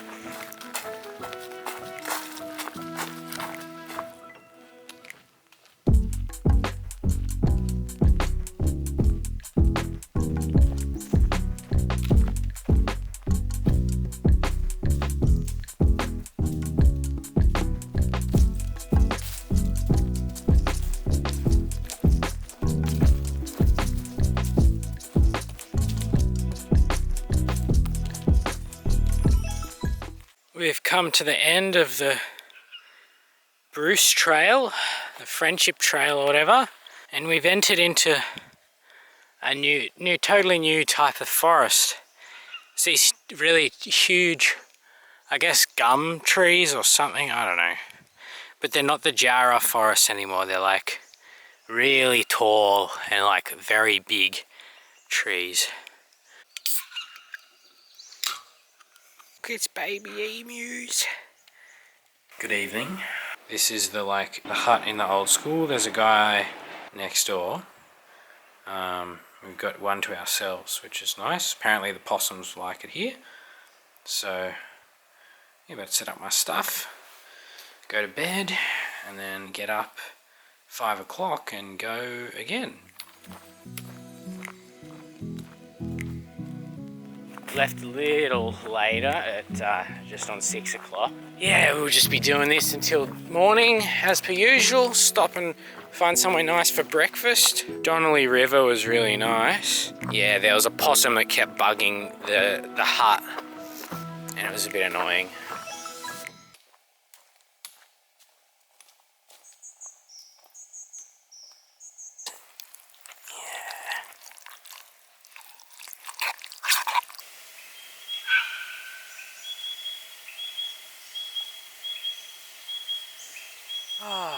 So I think I've realized what I'm bad at when hiking. Sleep. I'm a really terrible sleeper. And I've had pretty bad sleep for the last 2 nights. As you can tell, fuck. I just looked and checked my plan, I guess. And I should be on the coast by this time next week, or in 6 days, so that's a good feeling.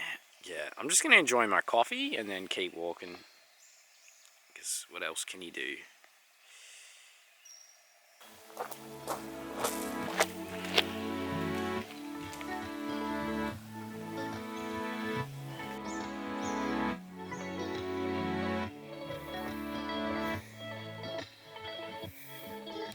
Lunch here at One Tree Bridge.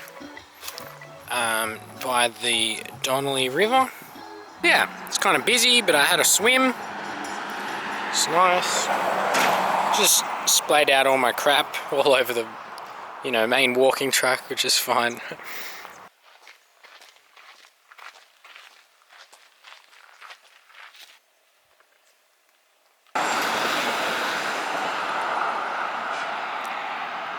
Hello.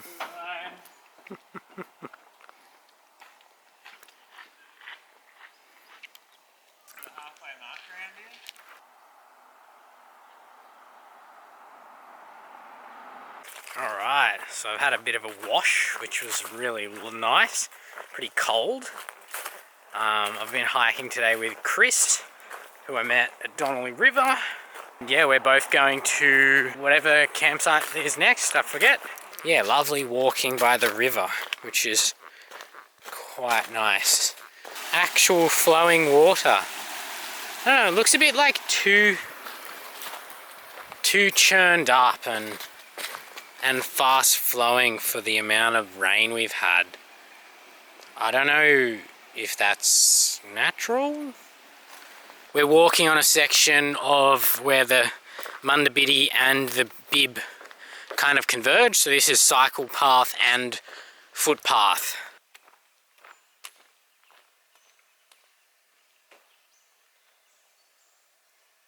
One other thing that I forgot to mention is that we officially passed the halfway point.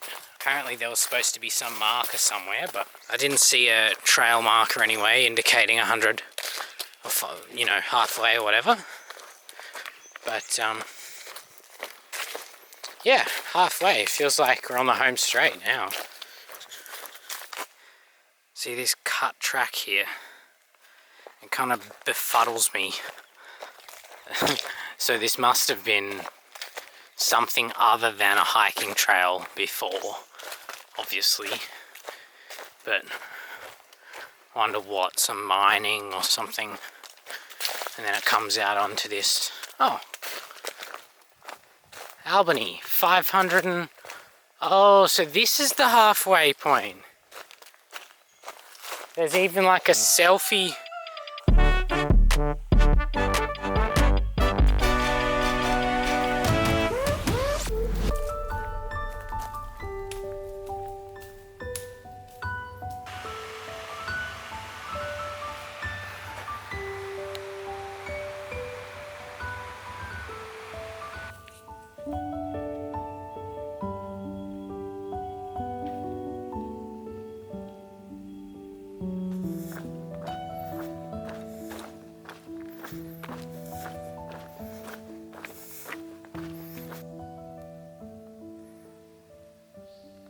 Good morning.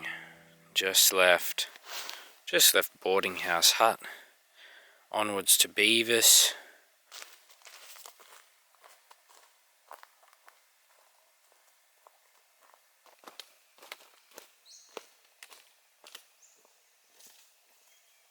So we're just continuing down the Donnelly River. Yeah, just following the river along. Through the trees and some kind of smoky sort of fog. No real sunrise to speak of, just kind of a misty, foggy morning. It's a bit rickety as well. Thanks, tree. Wow. Yeah, this kind of reminds me of the Alps walk. Trudging through a kind of cold, misty morning with lots of like wet bark and stuff on the ground.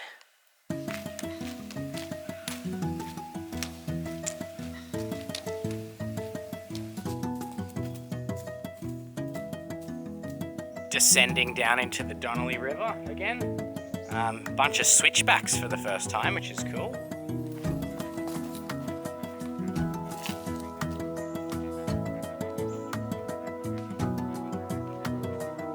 No switchbacks on this side.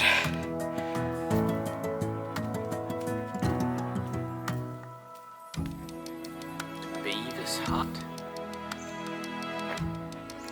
Right down. Just having some second breakfast at 11 o'clock. I couldn't finish it off this morning, so I'm having it now. Make coffee and then continue on.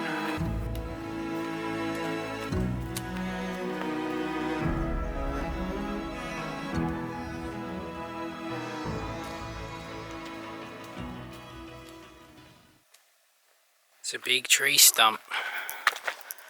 It's quite a big tree stump. It's my walking pole. Walking on like a proper fire trail at the moment.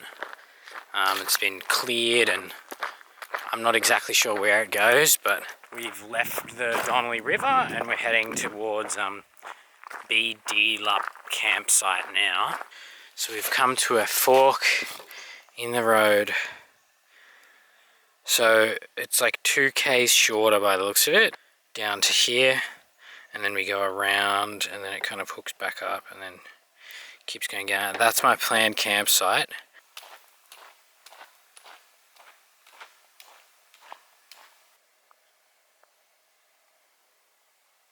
There's the exit. This is the track.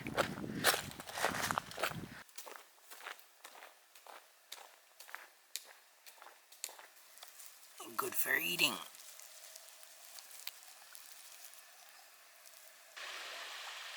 There we go. But we've come into the back into town basically. Yeah. 20 k's out of town. Infrastructure's back. Yeah. What does it say? Maximum of 5 people.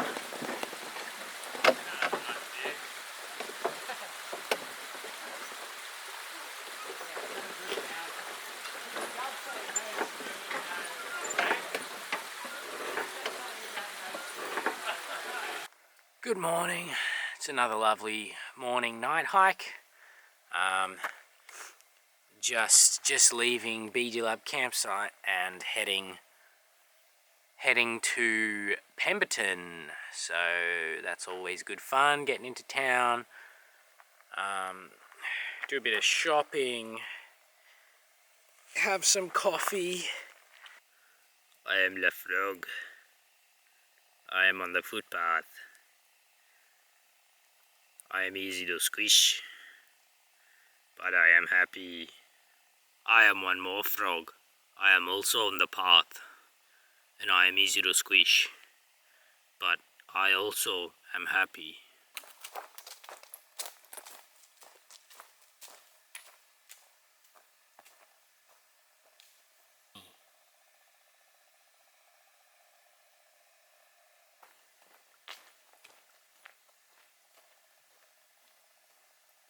Just having breakfast by one of the roads here.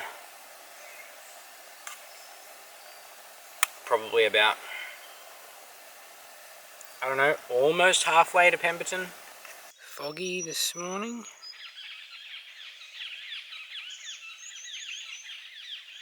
The trail is really easy going. Fairly flat.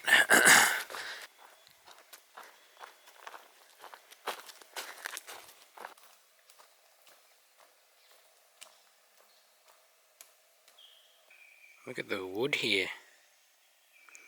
It's so lush.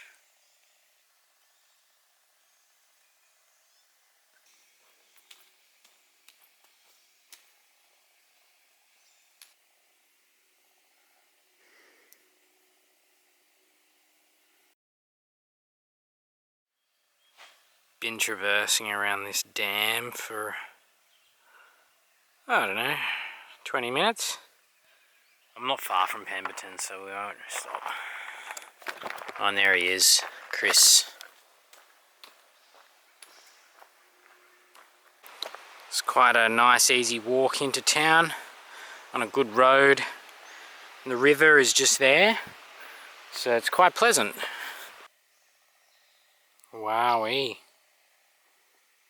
Can't believe that was allowed. That's crazy.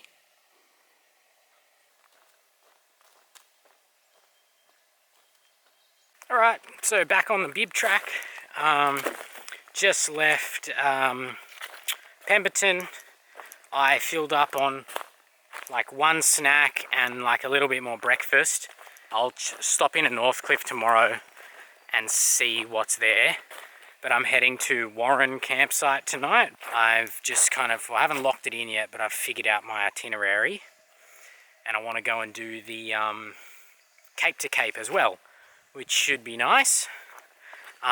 It'll be a bit kind of rushed and stuff as per usual, but yeah, with the Cape to Cape, a few people have said, oh, you know, it's real pretty and nice, and I don't see myself coming back over here, you know, anytime soon, so do that too.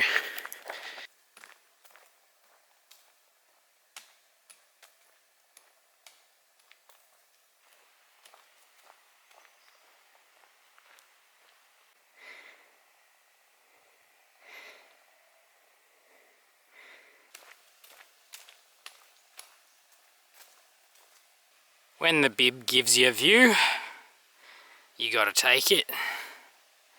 It's not too bad. Kind of sunset sort of time. Little sheepies in the distance over there. You can hear the lambs. Bah, bah. Looks like the trail goes to the end and then up the hill. So I'll get a better view up there, but it'll be backlit by the sun, so.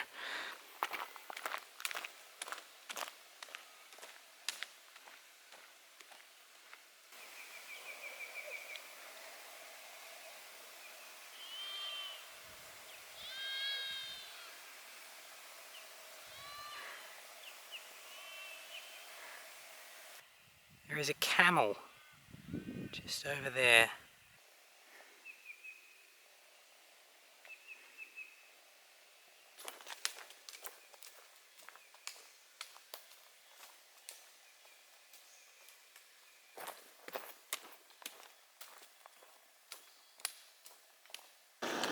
This person, past Christian, 24th of May.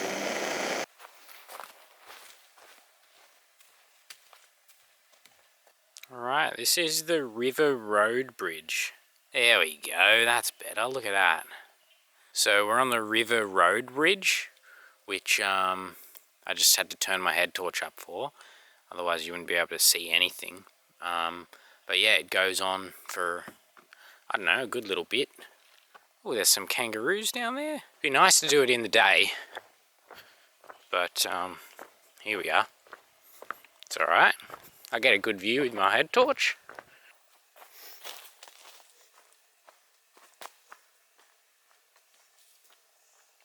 I mean, there's a little bit of water in the river at the moment. Not a heap. Pretty misty sort of morning.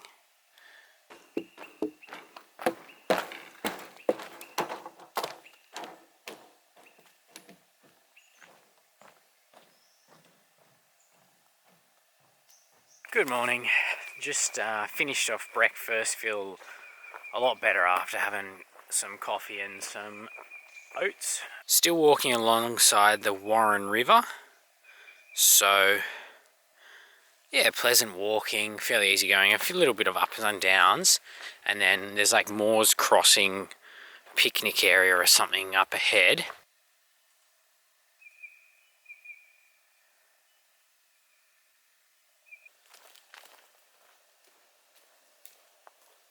Alright, I'm probably missing something, but temporary bus stop, just in the middle of this hill. It's a bus stop sign, it's weird.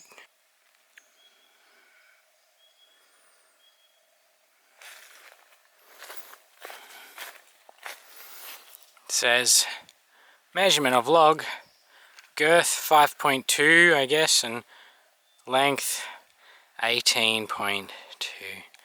Crazy. It's a proper road here. Look at that. The track continues on like down here. There's some kind of burn off happening like right here. I don't see any. Oh, there's a tractor or some shit down there. Oh, and there's people in high vis. Okay, so they know what's up. But there's some kind of burn off happening right here, which is why there's all smoke. Makes sense.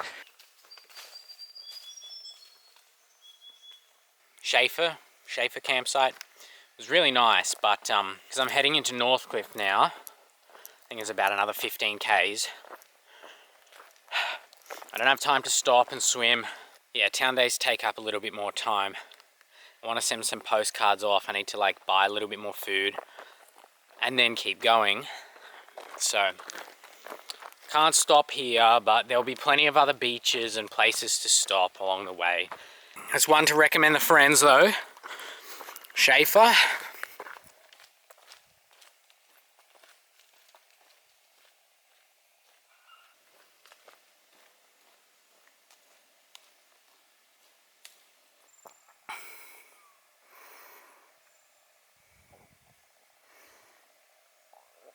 Well, we've entered some sandy dune, well not dunes, but like sandy territory. And the vegetation has changed dramatically again to just these smaller shrubby coastal sort of stuff.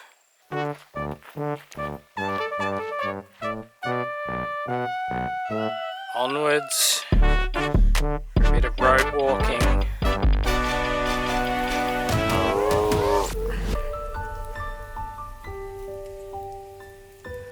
Right, so just had a quick chat to the couple walking north, and they reckon it's about an hour and 10 minutes to get into town. I don't know, I might just beeline it into town and then have lunch, have a late lunch there, rather than stop for 40 minutes and eat here and then keep going. So I'll have a snack and then keep going, I think. But yeah, just been walking this road, bunch of cows. I walked into town in the afternoon heat with an empty stomach, thinking about food at the noodle house and what food I'm going to buy from the general store. Excited for the next leg of the journey, from Northcliffe to Albany. Keen for some sand dunes and coastlines. That looks good. Yes, vegetables and coffee. It's good. So after a hearty meal at the noodle bar, we're heading off to Albany. Pretty wild stuff out here. Straight and flat. Yeah, unless it's dead. That's pretty good. Shit. Oh, it looks like we're going along these tracks. That's good fun.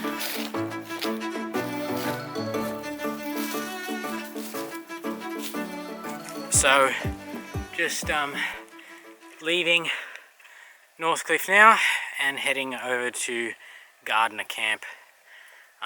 Probably get there pretty late. Nice road walk. Oh no, not for too long. Yeah, so I've decided I want to go do the Cape to Cape while I'm here and I have the time. So when I get to Albany, I'll be beelining it for the bus to catch a Friday morning bus to Bunbury and then down to Augusta. I just sent off a few things back home to lighten my pack a little bit, sent off a few postcards and ate some food at the noodle house, which was really good, the noodle bar or whatever. The lady was really lovely and rocked up at like 3:30 and ate a bunch of food, had a coffee, and yeah, we'll be heading on now. Yeah, so far, so good, eh?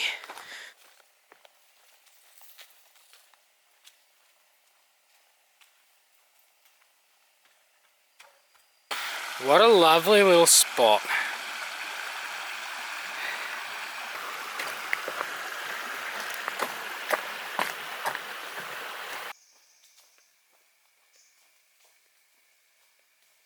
Might be a bit hard to tell, but that's the moon, which is awesome. It's like full moon in the far out. That's great. Whoa, this is crazy. So I've been using the red light in the hopes that I can keep my night vision when the moon comes up. but I don't know, the moon's still pretty low, so I'm not getting that much light from it. Anyway, it's a pretty good sunrise. I mean, I can't really see anything yet, but it's pretty good.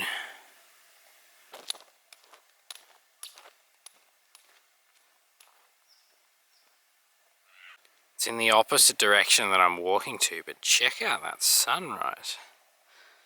That is great. So pink. Look at those clouds.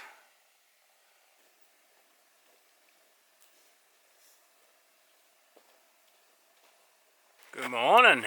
So, feels like it might rain today, and according to the forecast, that was probable, and I've moved on another 50 or 60k since then, so since where that forecast was taken. So might get some rain, so I'm gonna have breakfast soon and then prep my bag for some wet weather, which basically just means putting my downy into my sleeping bag, dry bag, and that's about it. After a beautiful sunrise, it's pretty closed in with clouds, but nothing like big heavy rain, maybe just light drizzle.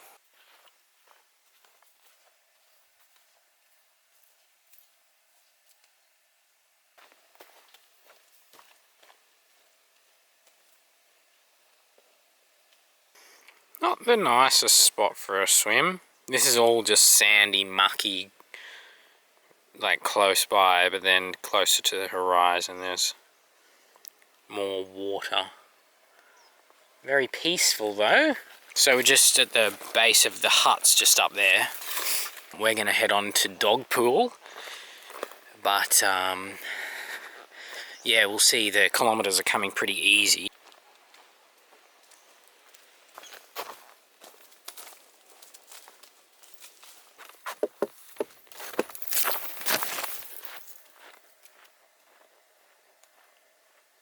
So there were lots of notes in the notebook about snakes, so just got my eye out for them. I don't have my other gators, which is a bit annoying. Yeah, just making our way slowly to dog pool. And we'll see, maybe we'll go a bit further, I'm not sure.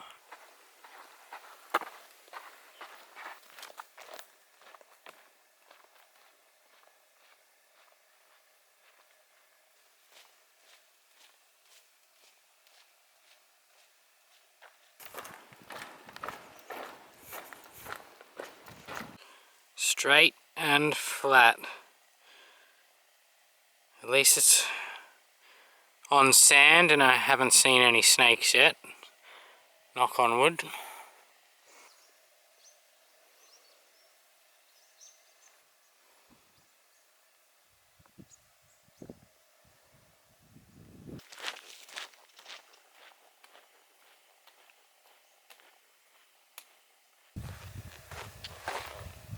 Welcome to Dog Road.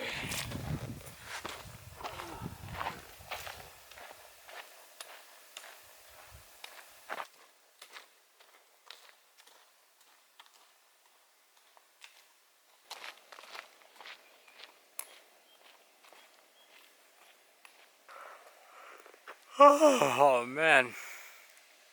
So I was feeling good at the last camp, but I'm tiring pretty quick and I've got about another maybe 2k's to go to dog pool. It's 4 o'clock. My feet are sore from this road, man. Like, look at it, it's just straight and flat and quite boring. Got the old audio book in. I don't know, straight flat roads are just mentally, I'm not good at them, I guess, and then I get pain, or I start to feel more pain, so whatever. Nice tent in the shelter. I literally just pulled in and I was like, I need some food.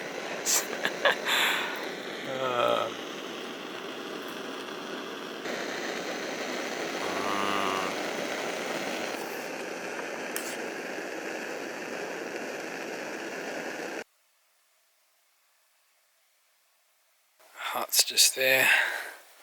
So there's a nice creek. I imagine it would flood every so often here. Yeah, I'm pretty knackered after 2 days of this not sleeping well, so early bed and get up again tomorrow morning for another one. Good morning.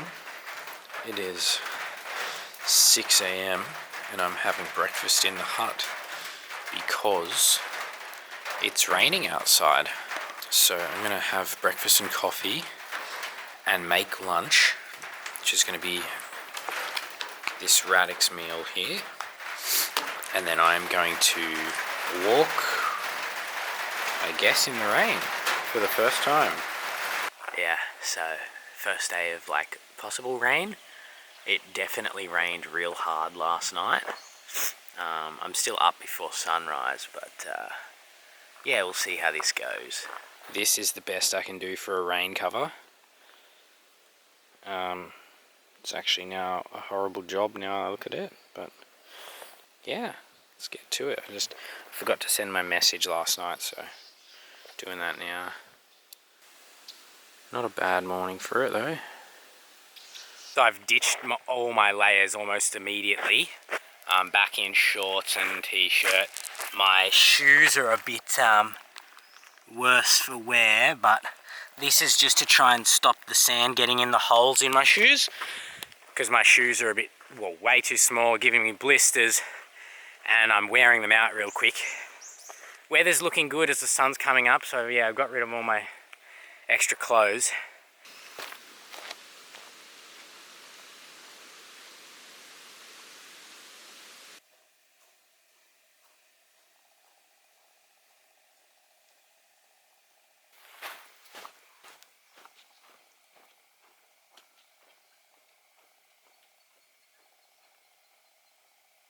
Nice little rainbow. Pretty dark out there. So I might be rain jackets on and camera away for a bit maybe. We'll see how we go. It's kind of an odd thought, but I kind of wish it was slightly colder. Oh, it's not even raining anymore. Okay. But that way I wasn't sweating into my rain jacket, because then you kind of just like, what's the point?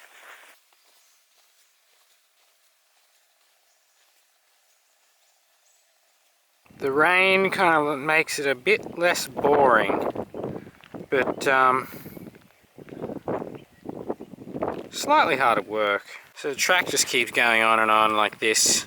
Turn to single track rather than anything else, and then I think Mount Chance is like up there somewhere, so I don't know really. But I'm just going to keep trudging. Despite the rain, it's been really nice to have some open countryside where I can watch the view change.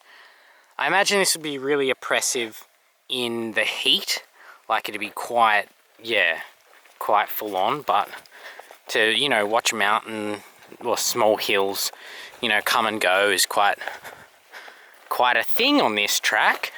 So I'm still enjoying it. As long as I'm not cold, I'm normally pretty happy, so.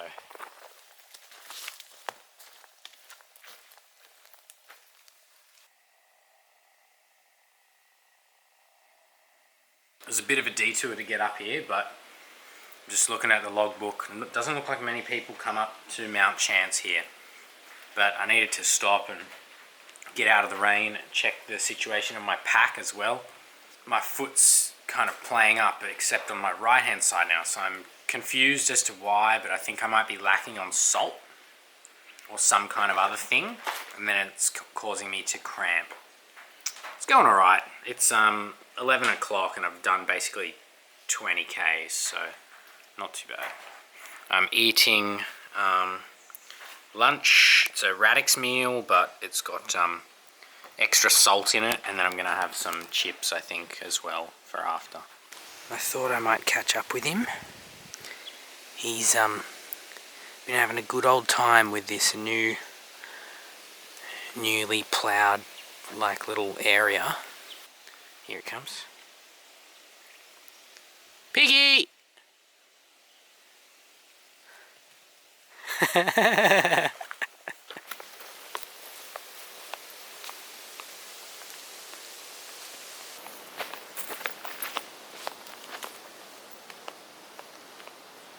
Sun's out, guns out. Got the solar on deck. Even if it's for half an hour, it's still probably worth it. So yeah, but sun is, can't even see. Sun is out. Most of the bad stuff has passed, but you know, there's always another horizon.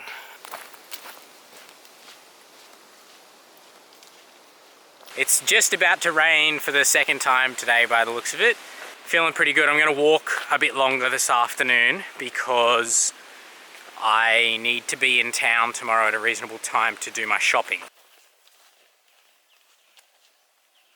We made it to Woolbale's hut here.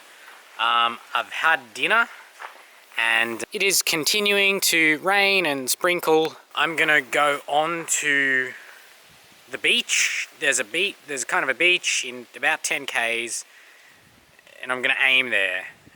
Mahon Point or Ma something. Anyway, all right. I've got barely any battery, but in classic Aiden fashion, you can see the almost full moon behind me.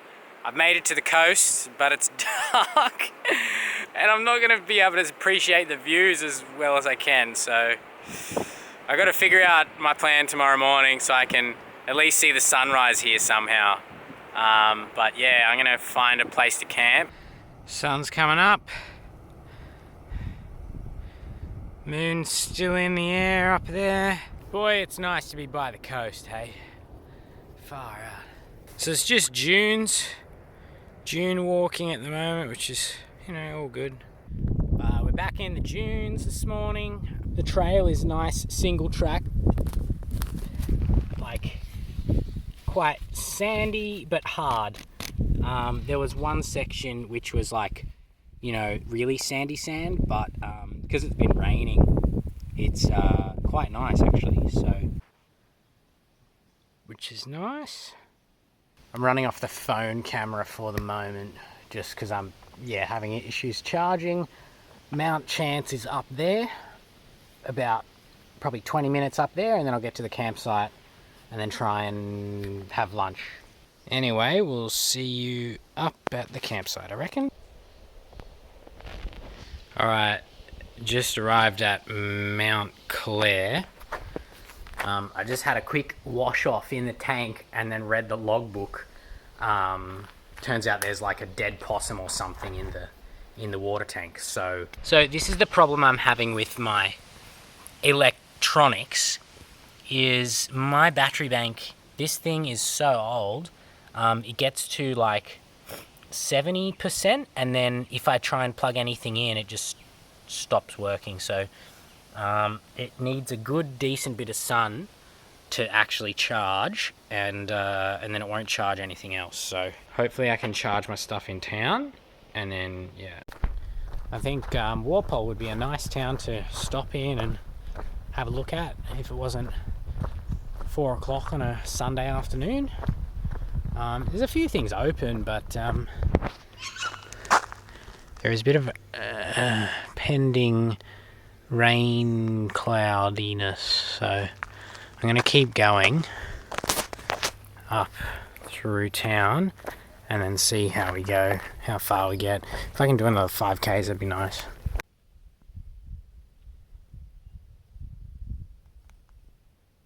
Don't know how much battery I'll be able to get out of the next couple days with the rain forecast, so fingers crossed for a bit of sun tomorrow. So it's a bit dark, but we're at Hilltop Lookout over the top of Walpole. I'm going to stop for dinner and then go to the big tingle tree and then see how I'm feeling and how the rain's going. Probably last video of the night. This is the inside of a tingle tree. It's like the whole thing has been on fire on the inside. I got struck by lightning and it just keeps growing. It's pretty sick.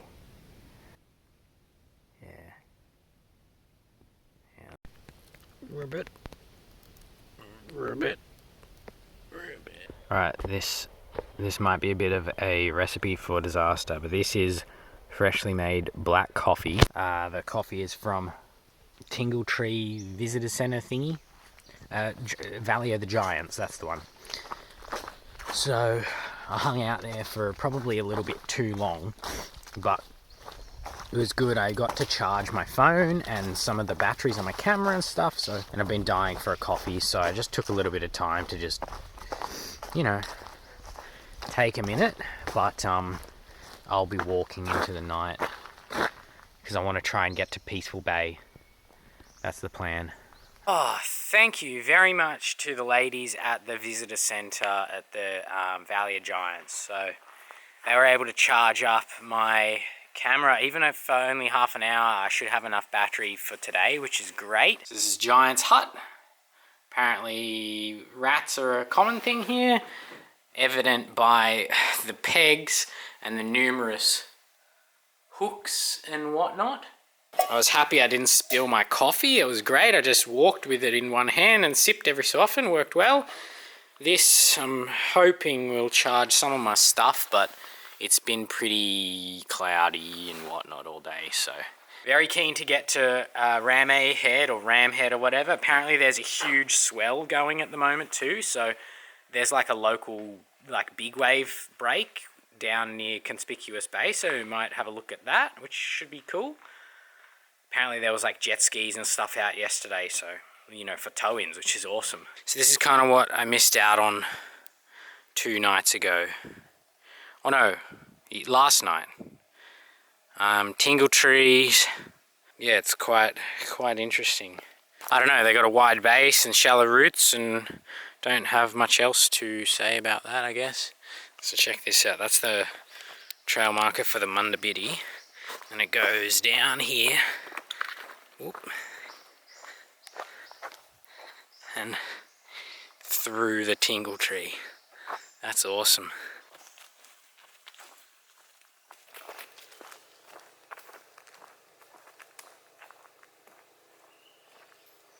Hello from Conspicuous Cliff Beach here. The Ram's Head campsite is just up above there. The swell is pretty big. I'm just pointing it in this direction because the wind and the rain are coming in and I don't want to wet the camera too much. But yeah, pretty wild stuff out here.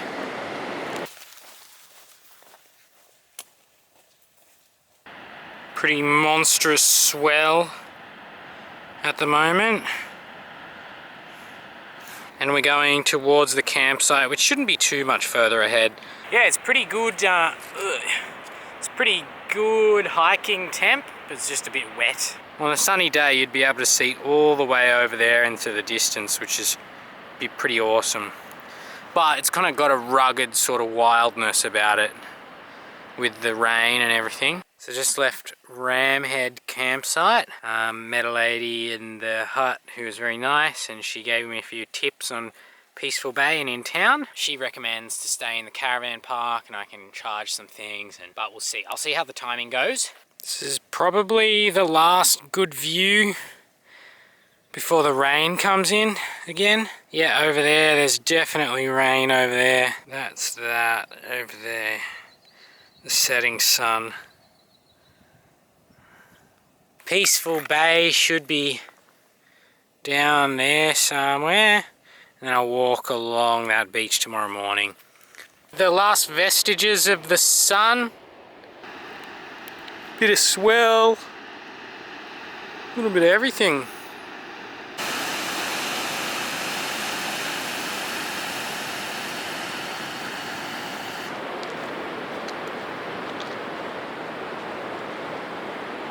You can just feel the power of the waves. They're just so big at the moment. Look at the waves, they're huge. They're huge.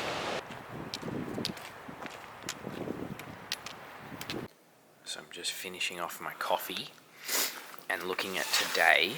We're going from Peaceful Bay all the way to William Bay campsite, hopefully, or a little bit further.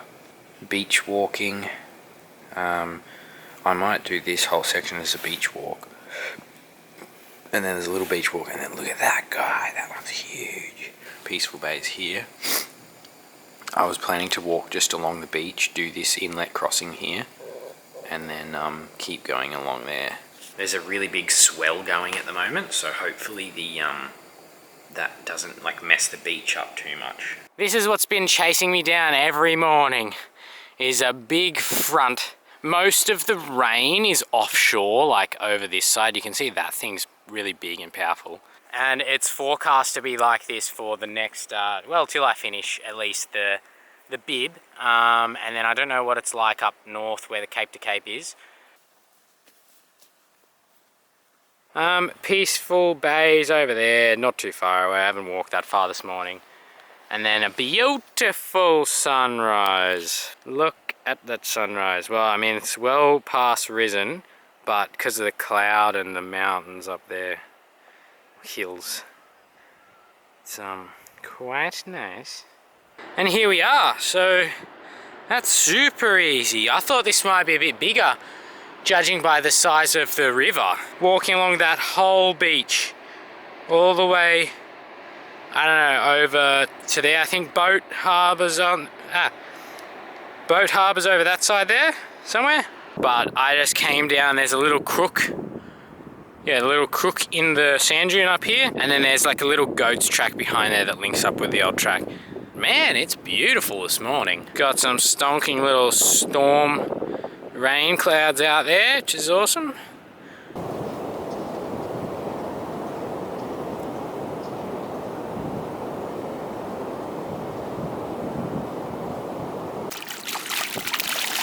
Desanding the old feet. Never mind the salt water.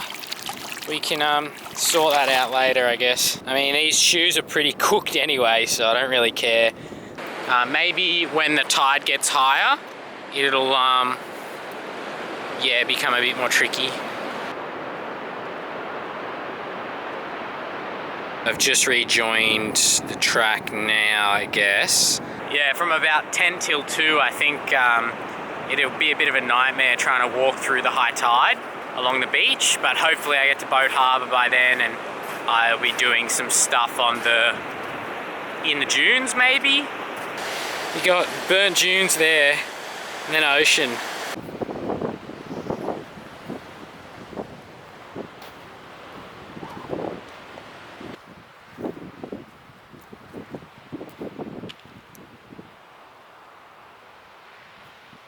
This is what most of the dune walking is like. It's through kind of shrubby, it's definitely single track, sand underfoot, but it's mostly solid until you get quite close to the beach, but it's easier than I suspected.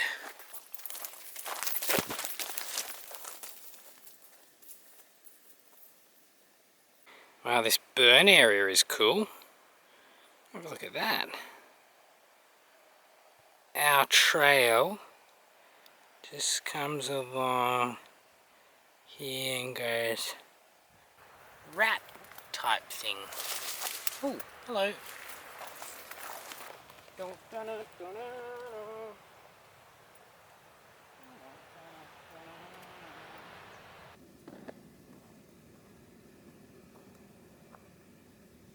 So this is facing back the way I've come. You can see the trail kind of snakes its way. Clouds are starting to roll in, but I've been really lucky this morning with the weather. Man, this was a scorcher. That's great. Yeah, you wouldn't want to trip on one of them. Boat Harbour hut. This is probably the prettiest hut on trail in terms of location. Don't know, you won't be able to see much from the hut itself, but like it's quite a nice spot. This is Boat Harbour. It's a bit high tide at the moment. 12 o'clock should be roughly very close to the high tide. Yeah, this is Bass Strait kind of or at least Flinders Island kind of scenery. Probably lost the sun for the next little while by the looks of it.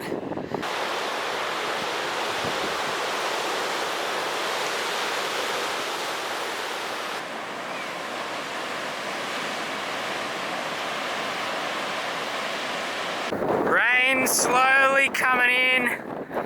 It's gonna hit pretty hard when it does, and then I'll probably be very wet. I'm all comfortable in my rain stuff. The camera's pointing downwind because of the rain, and I will see you later.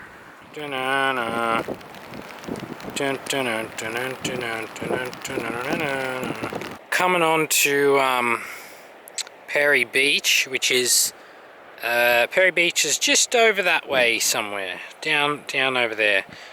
The track, you can kind of see it goes up to there. We're going up to the highest point on that hill, and then we go down and across to the north or the left over, where is it? Over this side here. The sun is back out for the moment, but there's another like front squall thing coming through, so rain jacket will go back on in about half an hour, I'd say. But enjoy the sun while I can. So some of the dunes have like full-on steps with wood and like erosion mats on the ground, and also like mesh or some fibrous thing that burns really well. When we're going through the burn section, all of the erosion matting was cooked.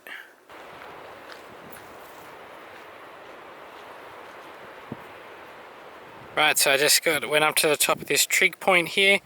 You can see the beach that I'm going to walk around. There's this big one here. Woo! It's about 6 k's. There's the crossing there. My campsite for the night is like up on that hill somewhere. And that's looking back into the distance of where we came from.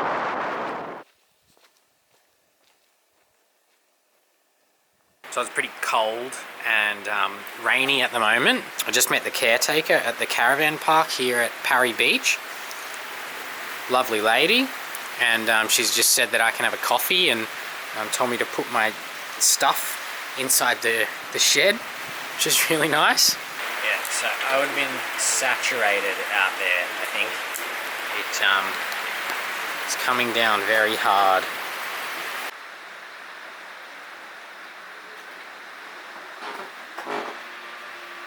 Something for celiacs next time. Look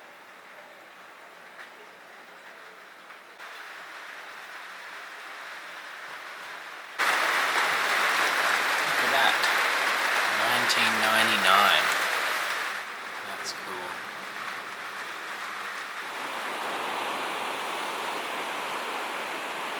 Well, what a lovely little side quest.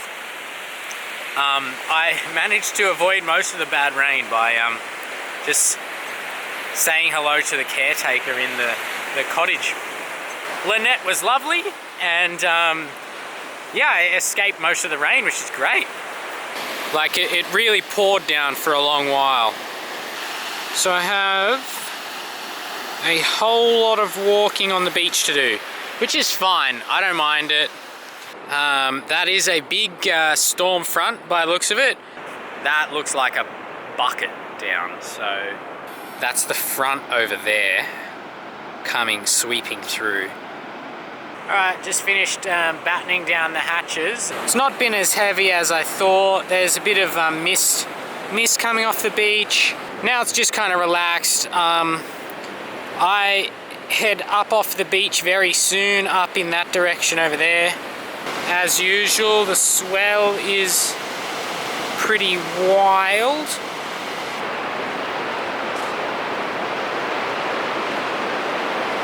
And after all that, there's still a tiny bit of sun left.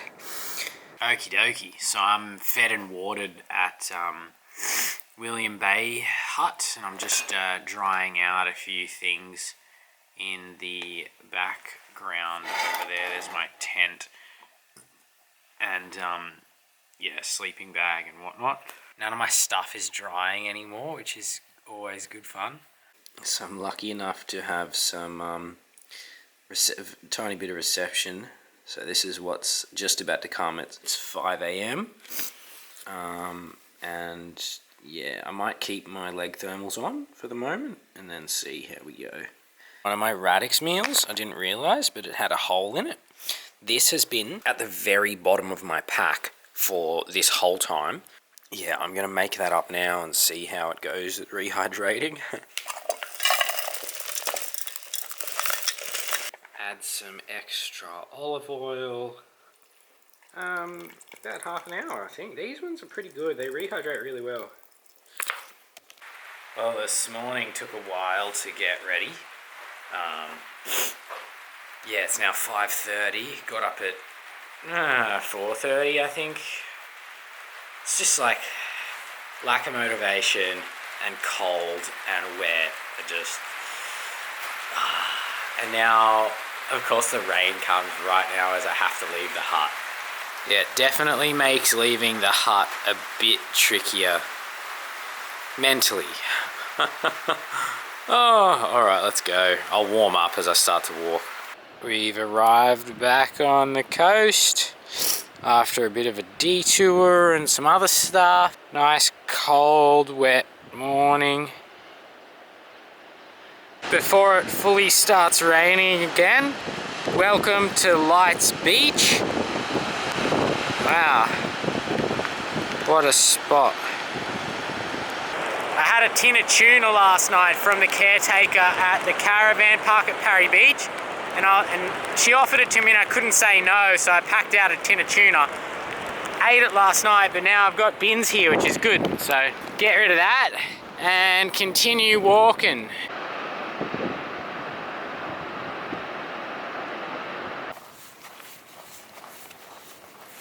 So this is, I've already forgotten the hill, but that's where the trail goes. So the Bibb Track goes up to that rock and then up to the top there, or there's a rock shelf up there somewhere. It goes all the way down the ridge, and then there's a road over here, and then the road follows the bay around to there.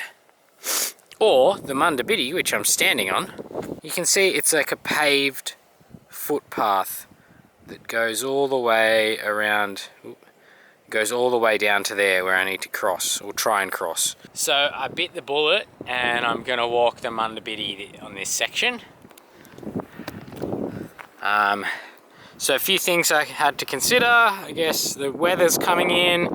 High tide is at 12 o'clock and yeah, there's quite a big swell, so maybe I won't be able to get across the inlet.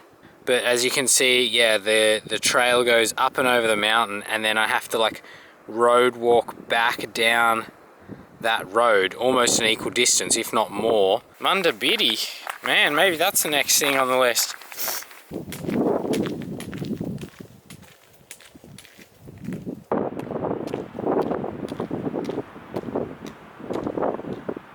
That's pretty intense.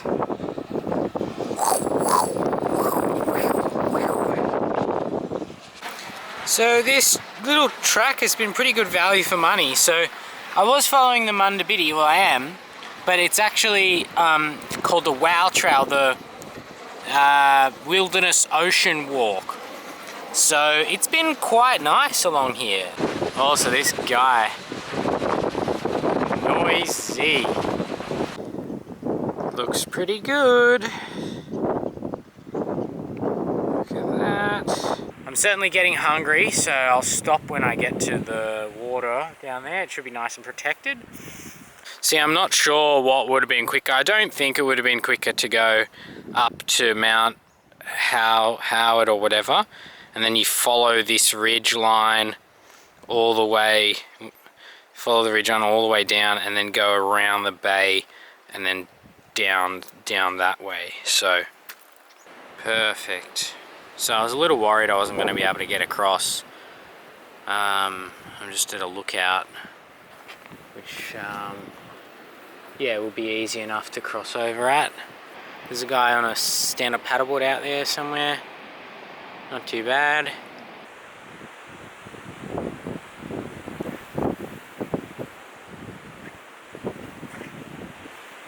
Sand everywhere.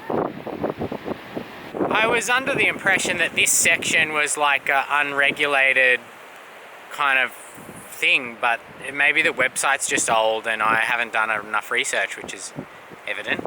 Yeah, I was under the impression this would just be like a kind of, you know, unformed sort of track, but I guess enough people do it that there's going to obviously be a good footpad. Anyway, there's good signage and it seems like it's going to be simple enough. Someone's recently come in and mowed the grass for us. Look at that. I think I've been so lucky with this trip. I do really like how this hike has been easy enough that I can go in with like some expectations and zero knowledge, and it just happens, you know, it works.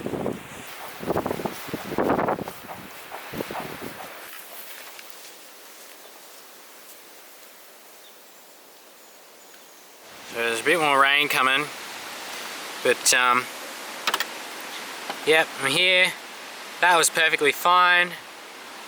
Nothing too bad about it. I'm heading there and then onwards. Just feeling a bit tired, feeling that 4 AM wake up for sure now.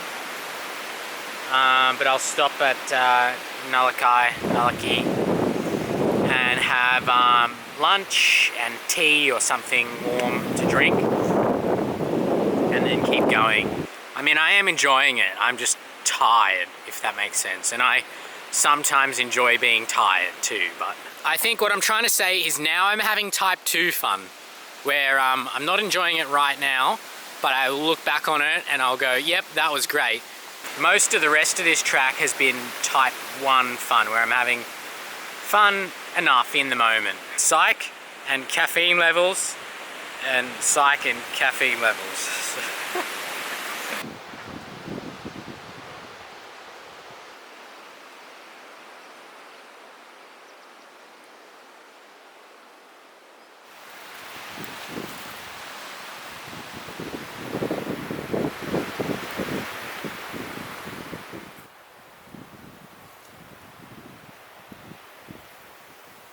Yeah, it's a bit monotonous and flat along that section, but it could just be to do with my low energy levels. Most likely.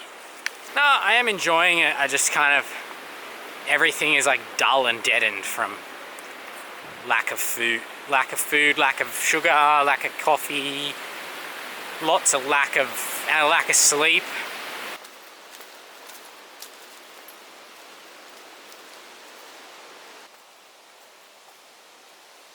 This is kind of wacky, isn't it? Trail I don't exactly know how far along it goes, but I don't know, I think we're on the inside of a private property border. I can't remember. It's either inside or outside, obviously, but... Right, so that solves that. Yeah, just having a cup of tea and having first lunch, third breakfast. I ended up faffing around a little bit with how I'm gonna walk and what my setup will be, because it's really windy, which is making everything cold, but it's not raining yet, so I don't know, I was just trying to figure out what to wear. I'm nicely fed and watered, and got everything set up, so we'll see.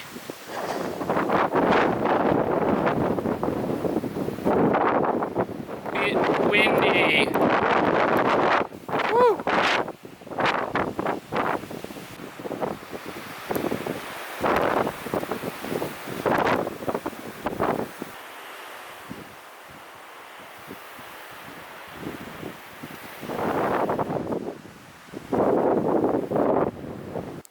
End of the day. Cloudy but not too rainy, which is nice. This is the trail, nice single track, side hilling. It's actually really pleasant walking along here. No head torch just yet, but yeah, I'm having a good time. It's nice walking. Oh, Froggy. So I made it over to West Cape Howe campsite. Did about an hour and a bit's walking in the dark, which was not so bad. And yeah, just gonna have dinner and then off to bed. But I realised that it's my last day on trail, which has like come up really quick. So, and I don't know, I've probably been too tired and sore to fully appreciate it, I think, which is classic Aiden move. Good morning. So for the last breakfast on trail, I'm doing it Alps walk style inside the tent, cozy, because it's quite windy outside. It's not too cold, but it's just quite windy, so I'm going to have it inside. Alright, well I guess that's where I'm going. A bit of a late morning. I just briefly met the couple that were staying in the in their tent at the campsite there at West Cape, and yeah, they said this section is a bit meh or something, you know, maybe they were a bit tired. I think it's like in through the dunes, but then like tree tunnel that you can't see where you're going. We'll see when the sun rises, but this is like a nice little vista here. So you can also see the rain clouds coming through. Man, the white balance is having a fun time. Yeah, look at that.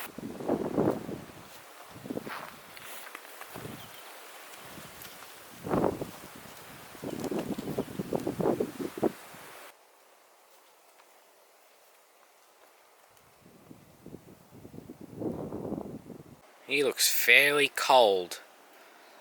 Don't really know what to do about that. Yeah, unless it's dead. Haven't seen it move. Looks kind of weird. I don't know. Oh, I'm not going to touch it though. Well, that's not half bad, is it?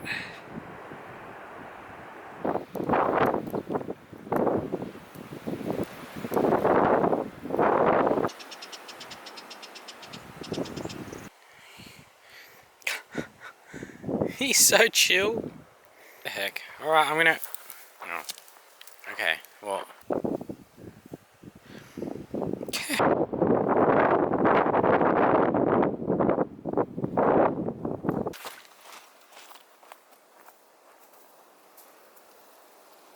I think Shelley Beach and stuff is down over there.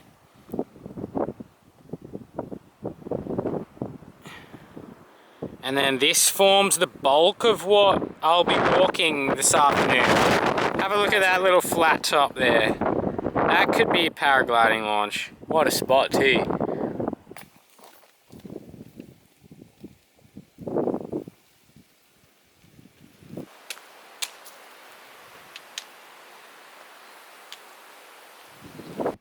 Pretty pleased with this camera placement.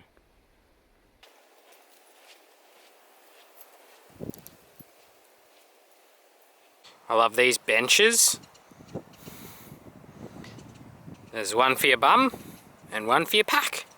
Torbay campsite is just around the back of that hill there, and then we go down onto the beach.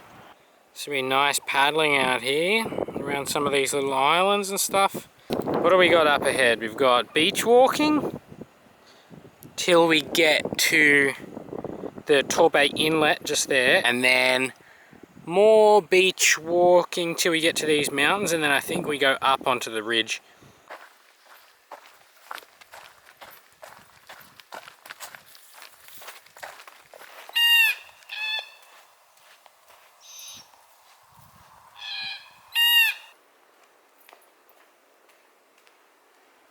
So just left Torbay campsite and going down to the Cozy Corner rest area.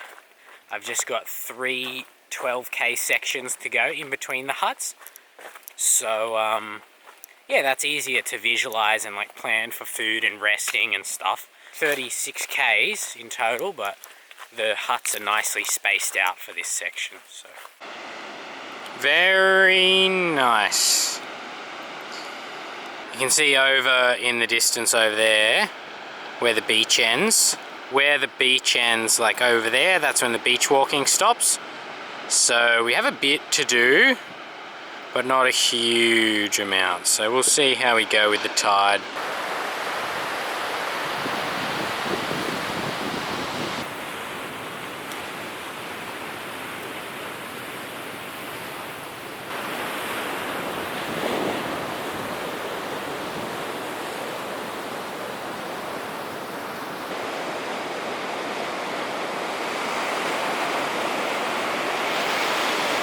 Well, it's a good bit of beach walking.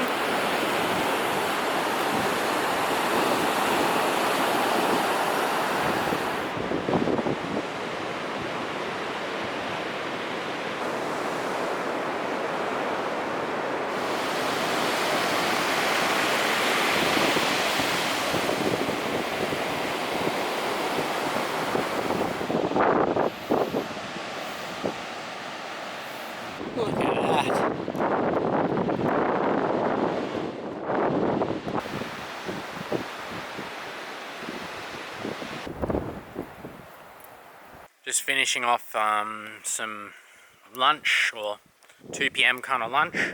Gonna head on down to Sand Patch now. I've just been plodding away with my hat on and headphones in, and like, because the sand dunes are fairly flat and like closed in, you still can't see anything. So yeah, every so often I'll look around, but I've just been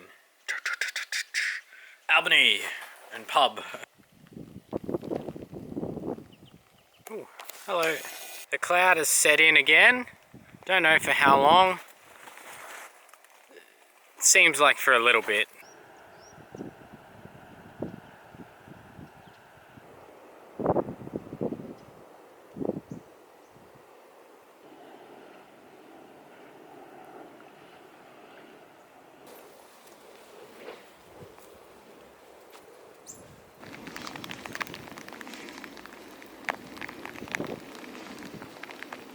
Heading further, what's this, east I guess.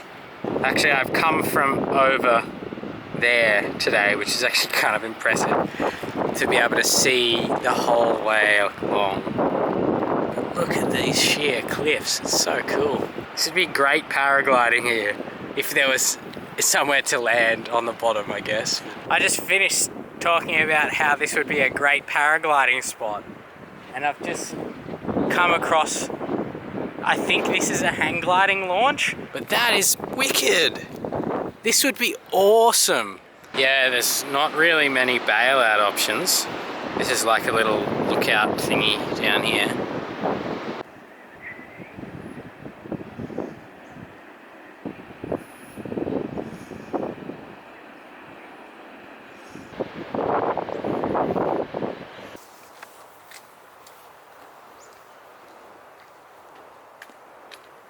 Alright, I think this is the last little bit of coastline almost. The sun's not setting yet, but it looks quite nice. And then down on the beach. Alright, look at that. Getting on. Definitely be at the pub for dinner. Keen as. And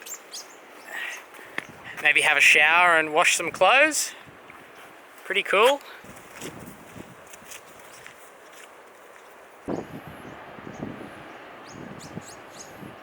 Loving all the rainbows today. It's been such a good little walk to the end, man. Despite the rain, it's been quite pretty. Windy, nice. I made it to Sand Patch Camp, which means there's only another 12 k's to go.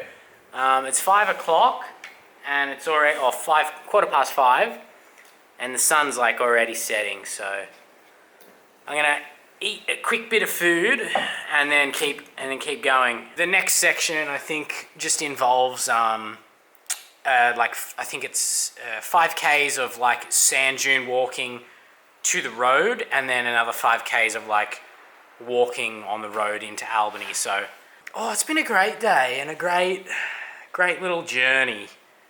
Yeah, I'm keen for dinner and sleeping in a bed and having a shower. I'm less like keen about the shower, but it's I can't really get on a bus tomorrow smelling like this, so. So it seems like a slightly unceremonious goodbye to the trail, but I'm not done yet. It's just I'm not camping here, so it's alright. It's been a great trail though. I've yeah, thoroughly enjoyed it. Even though it's been a bit boring at times and flat, it's kind of what I expected. And yeah, I'm really glad I did this. Like it's been great fun, and to film it as well by myself has just given me something kind of fun to do. It's a little bit silly walking backwards and forwards from the camera, but it's, you know, occupied my mind a little bit more and made me notice, you know, some of the slightly finer details of the trail, I guess. Well, golly, I just left the hut, and then the Rain came down, the hardest rain we've had so far this whole trip. I'm drenched now on the inside. My rain jacket is just like toasted. My back and my right arm is just cooked. What a way to end. That's great. On the bright side, at least I'm facing downwind and the pack is taking the brunt of the rain and it's not getting all up in my face and stuff, and it's been like that the whole trail. So there's Albany. My camera will focus. Yeah, look at that. In all its rainy lightness. Hello, Froggy. Might be one of the last ones of the trip. I don't think I've ever been so thoroughly saturated, ever. I was getting cold for a time and now I'm okay, but if I stop for too long I will get cold, so I'm going to keep going. Yeah, I'm very wet. Very, very, very, very, very wet. I'm just still going past the, going around the side of the water area, but yeah.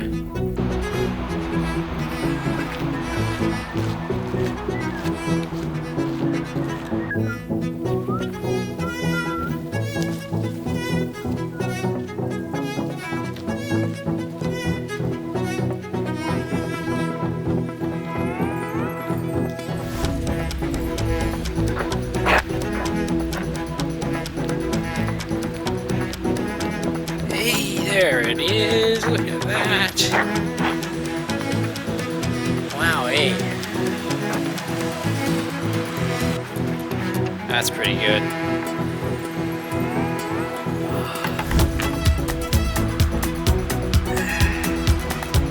Made it. Look at that. It's quite pretty. Especially during the evening. Here's my bag. Someone howling up there. Oh, this is the Mundabiddy terminus as well. No, that's not. I don't want that one. I want this one. A Bibbleman. Yeah. Very good. Yeah, that's the ticket. Southern terminus. Look at that. That's good.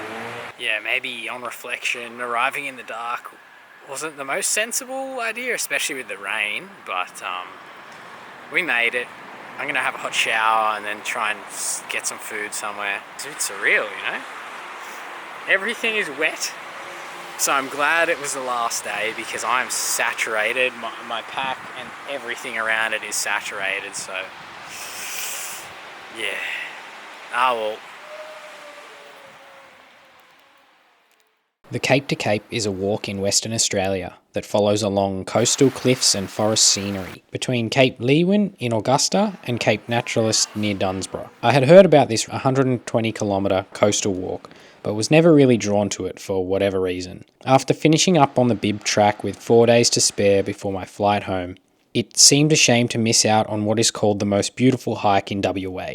So I booked a few bus tickets and found myself in Augusta at 11 PM, ready to get back on trail. Yeah, so the adventure continues.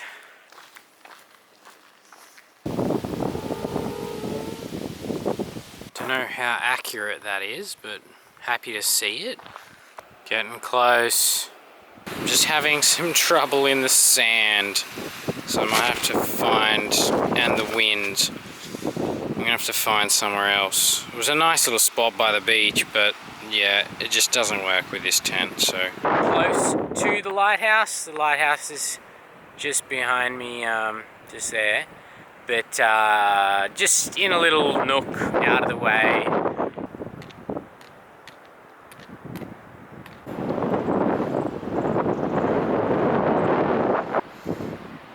It's looking a little bit shut at the moment. Okie dokie, fair enough. Well, I will start walking the track and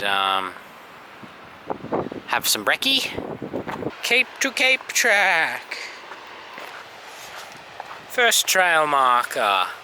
Let's see, are they reflective in the light? Yes, they are. Good for them.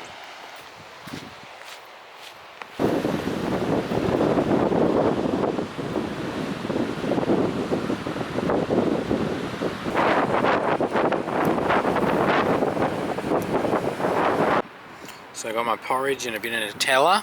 Keen to get going, but I want to just, while there's like some shelter and protection from the wind, have a proper breakfast and have some coffee and then get going. The second stage of breakfast and why it takes me so long in the morning to get going. We will continue. Very slow start to this walk. My shoes are kind of more like sandals now. That's all sock, insole. Yeah, same again on this side. But that's alright, there's not much grip left on them either, but yeah, it's alright, it does the job. Yeah, I'm really sorry about the wind noise. I don't know if I'm going to be able to do anything about that. It's going to be windy like this the whole time, and another planet over here.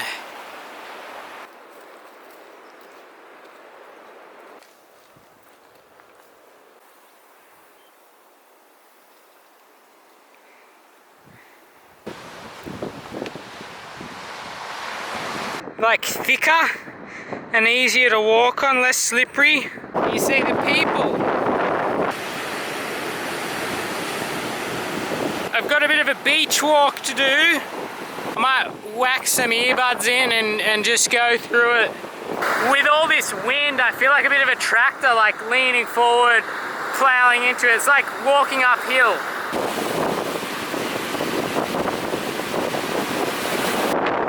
Yep.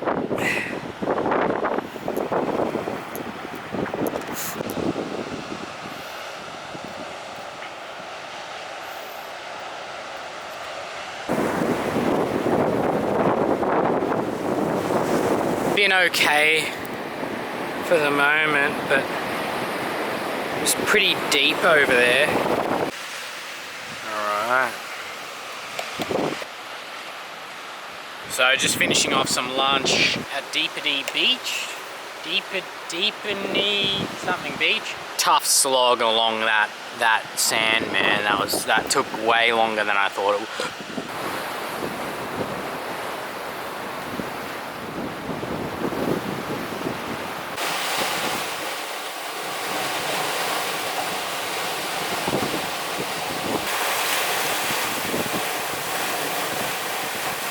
See, I don't think it'd be a hike in Australia without a good old-fashioned road walk. So, I don't think it's very long. At least it's a bit of a reprieve from the sandy beach walking. I haven't enjoyed that as much as I did on the Bibb. I think the sand is like way more boggy here. So I just saw a tiger snake, and then just in the corner of my eye down here I see something slither away, and I was like, oh, yep, that's a tiger, okay.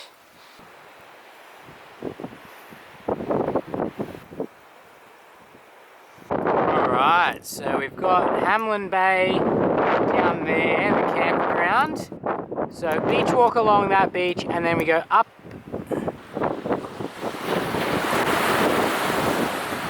I think I'd probably enjoy this a whole lot more if I was going downwind. I mean, it's pretty. There's definitely sights.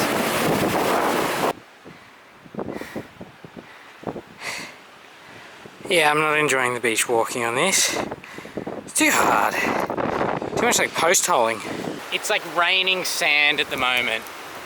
Yeah, I'll probably do this whole beach walk in hopefully 2 hours before the rain comes, hopefully. Then once I get up and over the back, then I'll just find a place to camp, I think. Yeah, so yeah, we'll see. We'll see.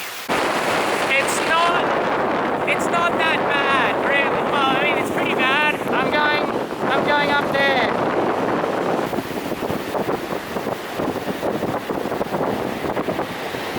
Alright, I'm almost about to go off the beach, which is nice.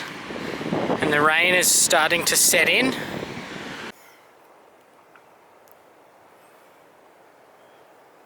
Alright, so I made it across the beach, across the big headwind. It's rained a couple times, but not too much. I'm gonna keep walking, see how far I get. There's so much salt in the lens here. This is probably my last stop before dark. I haven't eaten enough today, so I'm a bit tight. Also, you know, I only had 4 hours sleep or whatever.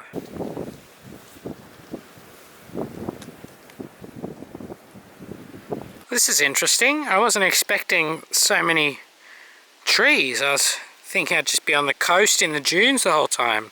I'm very thankful that I'm not by the coast at the moment. There's like a thunderstorm passing overhead with some lightning and stuff. I'll find a good spot to set up, I think, soon. Very, very soon. Just a, you know, fire trail-y type thing. I'll just try and find somewhere that doesn't have too many trees, because some of these look pretty burnt and dead. So yeah, not that much rain, not as much rain as I was expecting, but yeah, surprising, but that's okay.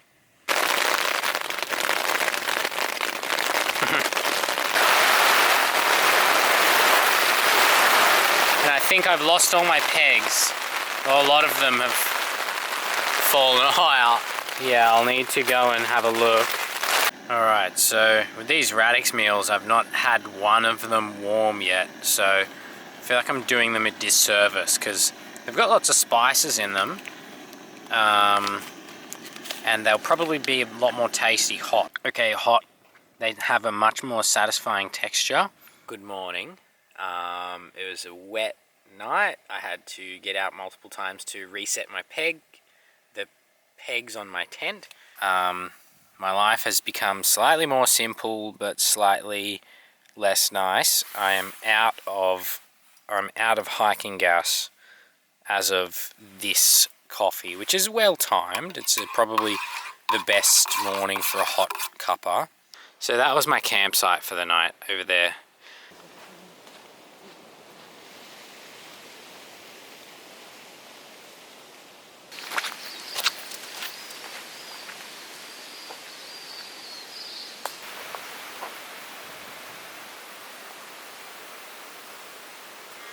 So we're just leaving Point Road campsite. It's kind of starting to rain, but it seems like really off and on, so I'm just gonna keep walking. Conto campground is like just another K or so down here.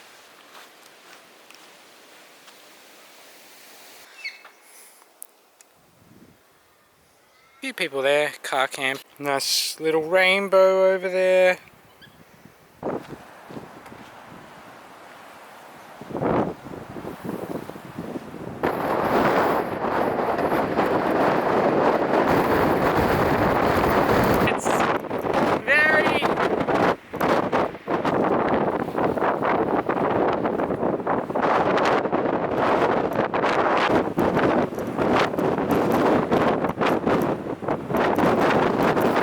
Tore my gaiters.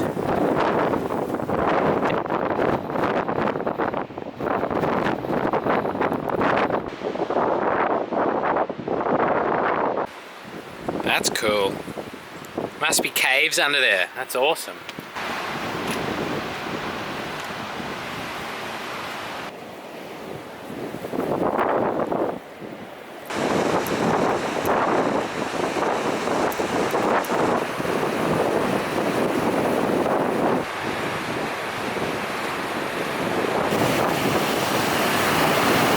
More hard beach walking.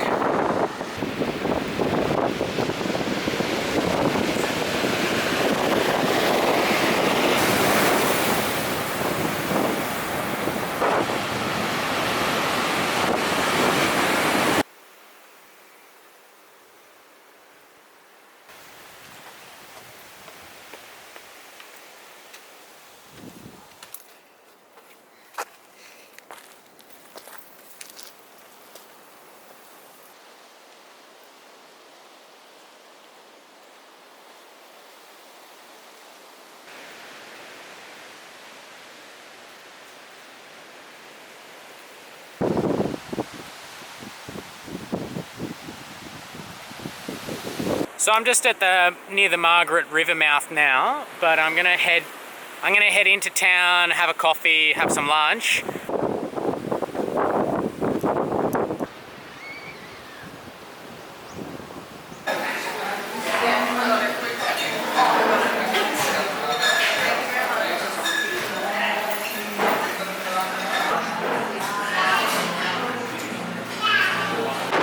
Alright, this is the river mouth here.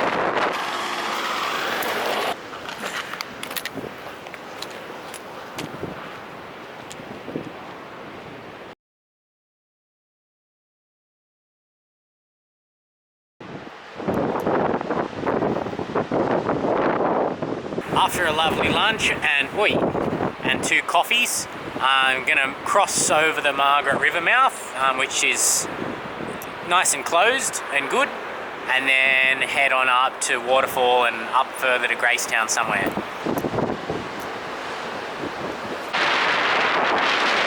Okay, yeah, I'm definitely on the right track.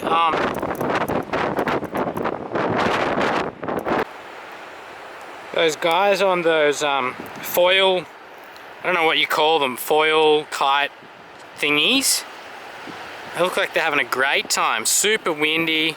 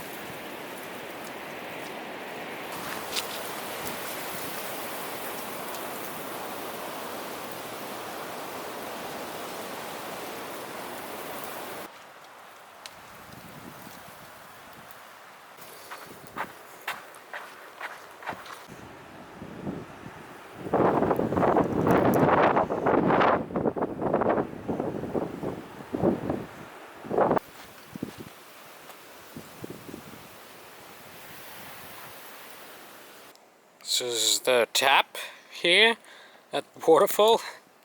It's funny.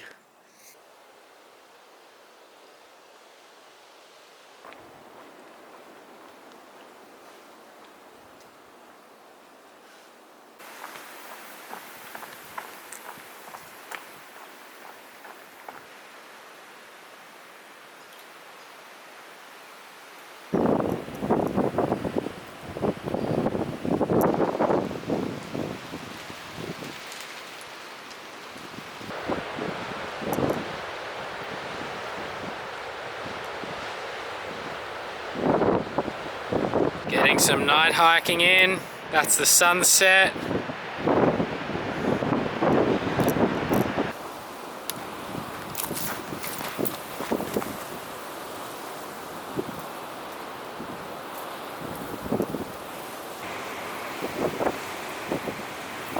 So I'm just drying out the tent.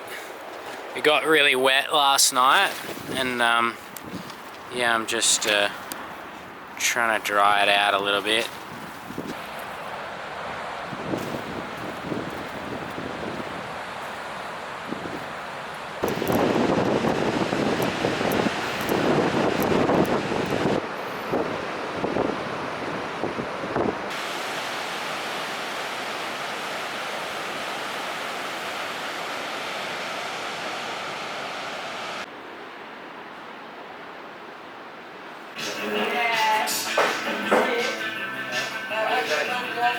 Enjoy the rest of the night. Yeah, cheers, thank you. So just stopped in Gracetown. Nice little surfy town. Yeah, walking on out.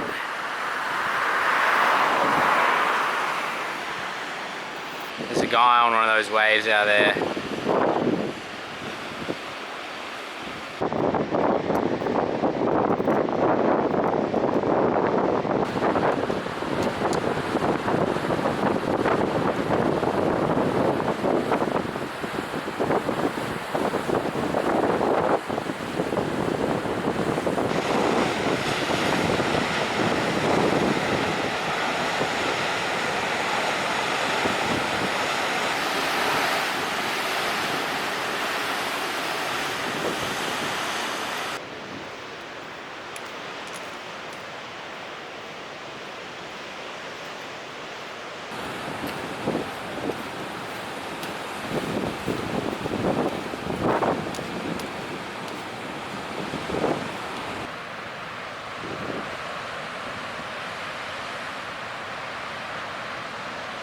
It's kind of strange to think that I'm going to be flying back home late tomorrow night, man. Like, I'm still kind of 50 k's out from finishing this walk, but and road walking. And the wind has kind of eased off a fair bit since yesterday.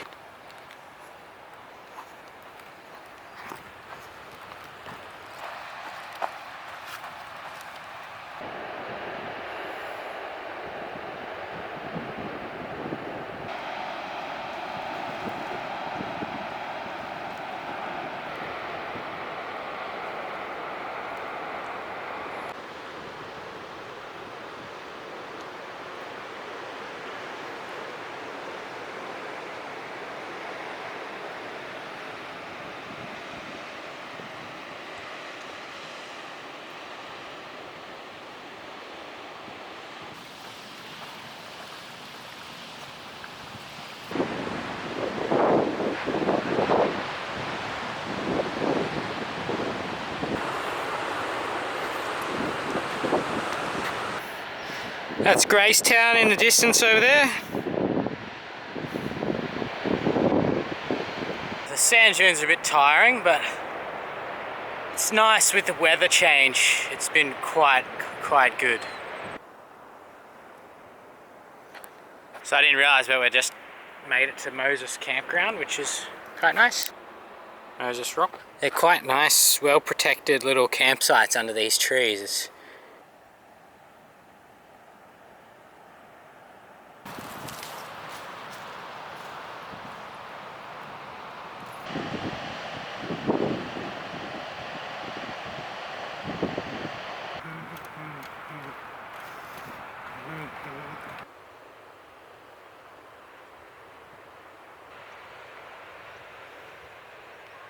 But because we've had such a bad drought this year, there's not much water running. So hopefully when all the animals are around, we'll be relying on that fresh water.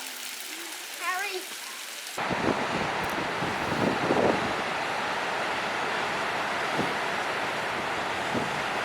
I think since Gracetown, because of the public holiday, it's actually been quite busy, and the road that I'm on is like an actual four-wheel drive track people can drive along, which is pretty impressive if you're four-wheel driving, like to be doing this by the coastline. I mean, similar for walking, but yeah, so I've had like a couple of cars actually pass me. I've seen so many day walkers and stuff like through here, whereas, you know, I guess the weather since, you know, a week ago is finally clearing up.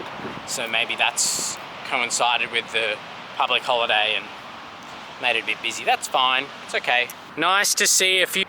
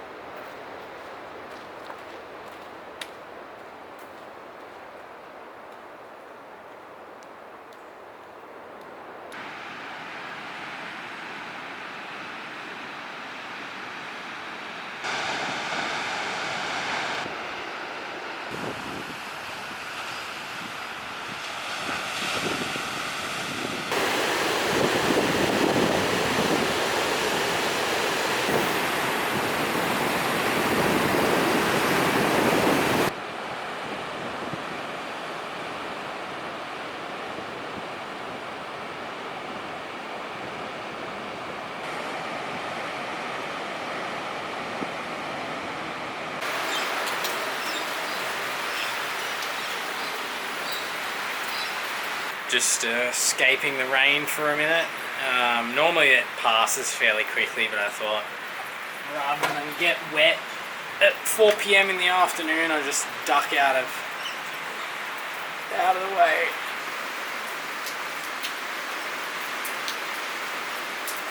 Yeah, so I'm quite close to Duckworth campsite, I think, like maybe less than 5Ks. So, you know, if I do a bit of night hiking, I do a bit of night hiking, and then I do 10Ks into Cape Nat in the morning. Bit of a construction site going on at the moment. I had to walk around a barrier and some stuff. But yeah, just escaped the rain and now heading on to Duckworth campsite. This is Yelling up behind me now. Sun is slowly going down. And yeah, the trail ahead.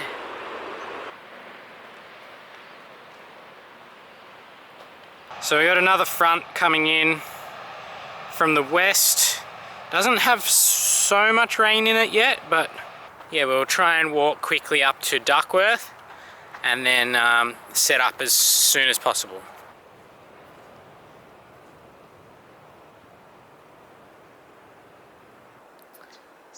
Mount Duckworth. So I think Mount Duckworth is actually like up the hill.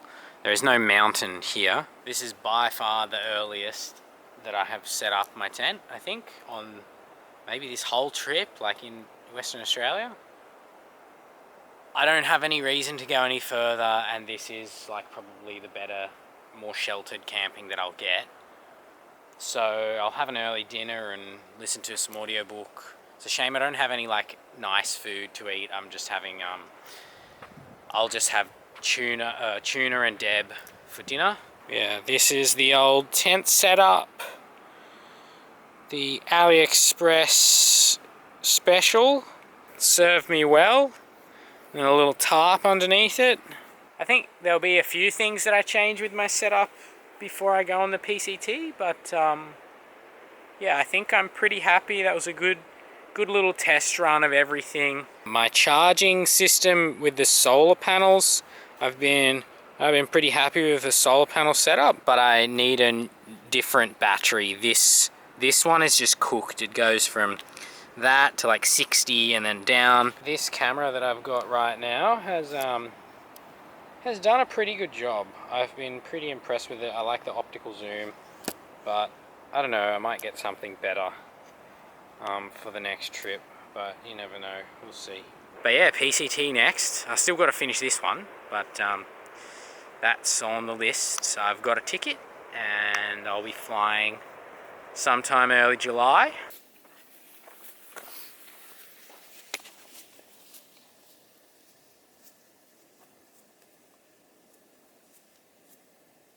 Good morning. It's another misty, rainy morning here on the Cape to Cape. I got the final 10Ks into Cape Nat. Yeah, trying to get an early start so that I might be able to either hitch in or walk in if I have to. Bus back up to Perth and then plane out at 11:55 PM.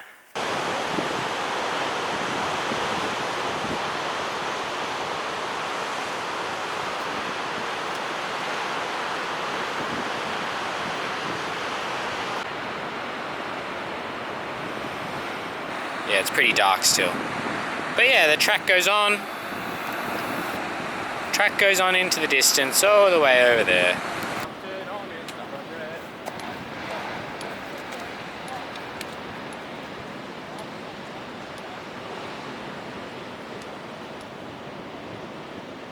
Just about to head down and do our last little beach walk just down here somewhere. It's not a long beach, which I'm thankful for after all this and the holes in my shoes, but yeah, wow.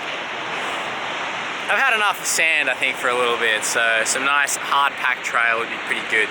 As per usual, got some cloud coming in, so we'll cross our fingers no rain comes of it, but you never know. Ah, what a morning.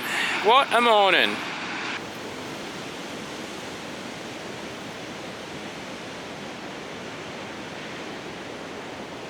I should make a montage of all of the times that I was been running back to the camera.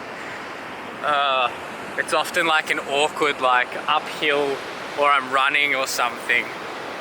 It's like how to make a YouTube video, how to make a, yeah, I don't know.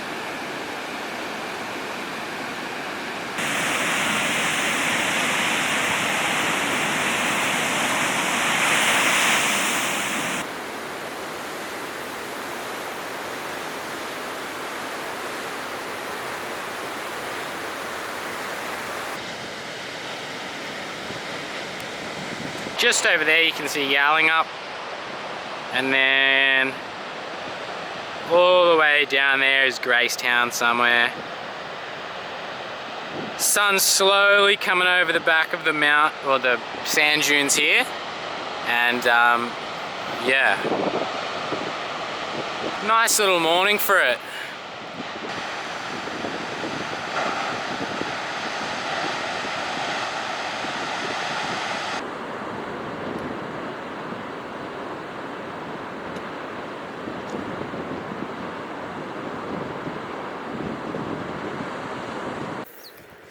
Alright, it's a bit tricky with the rain. I'm holding the camera on the side, but over there, yeah, you can see the lighthouse. That's where I'm headed.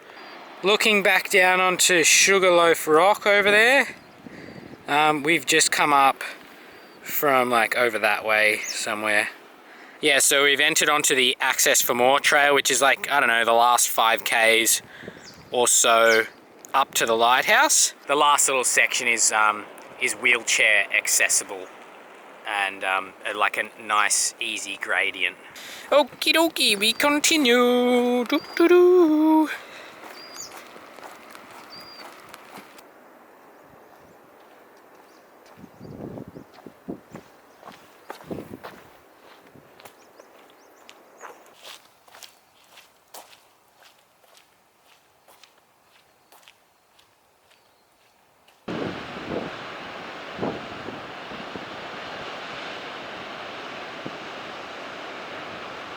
Alright, there she is.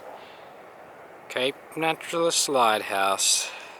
Yeah, it's been a good little walk. Lots more sand than I was expecting, but yeah, not too bad. Not too bad. Very pretty, which I was expecting. But I don't know, as pretty as walking from Walpole to Albany, or Walpole to Denmark or something. I mean, it's certainly a nice walk, for sure.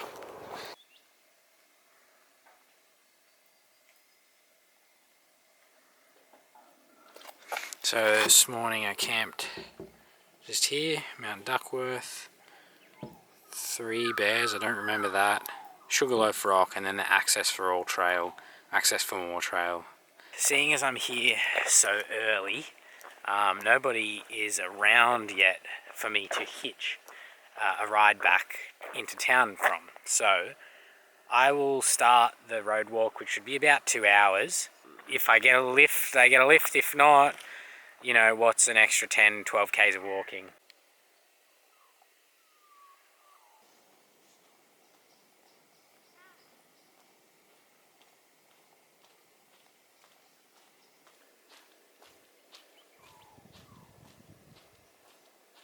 So here's a bit of an adventure for us.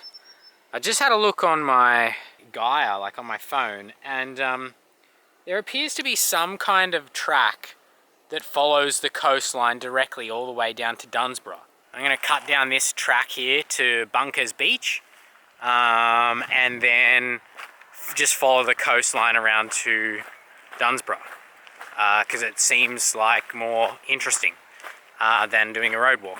As if we haven't had enough of good beaches, we're doing a little bit more. So I'm going to head out over to that headland, I think, and then there's a footpath and more beach and more footpath. So yeah, we'll see how we go, I guess. You can see Cape Nat all the way up there, the lighthouse. So I would have walked down that hill, down to the beach somewhere here, and then along.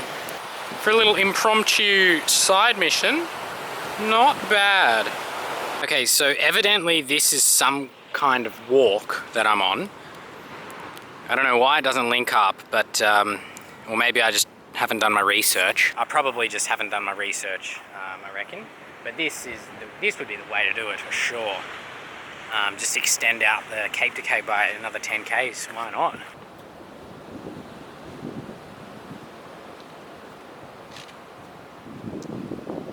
Man, this is lovely. And the track is pretty decent too.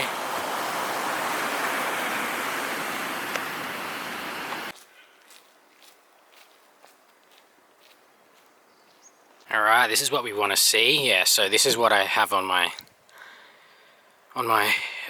GPS stuff. The coastal trail. Okay. He goes, ooh, that looks fun. Up there. Oh, maybe not.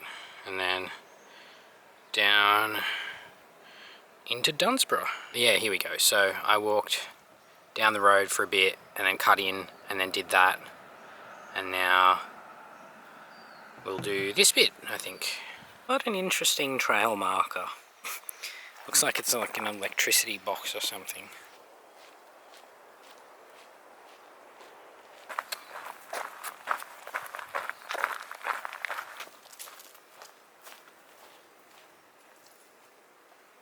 Yeah, it's pretty nice trail, this one.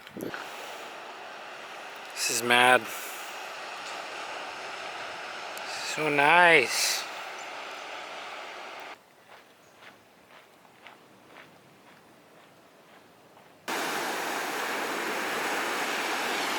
About time I went for a swim.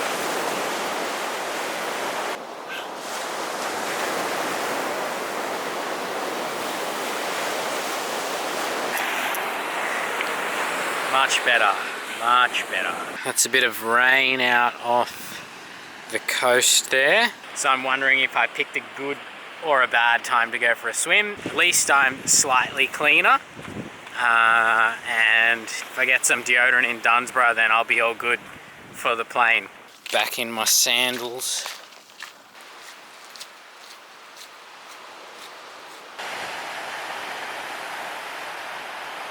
Oh, far out, I just stubbed my toe. Oh, they're so sensitive as well. Serves me right for wearing sandals, bloody hell. Friggin' toe. Oh, they're all nice and soft and mushy from being wet for 4 days. I'm just gonna smash them on a rock. Yep. Oh, it's gonna love that.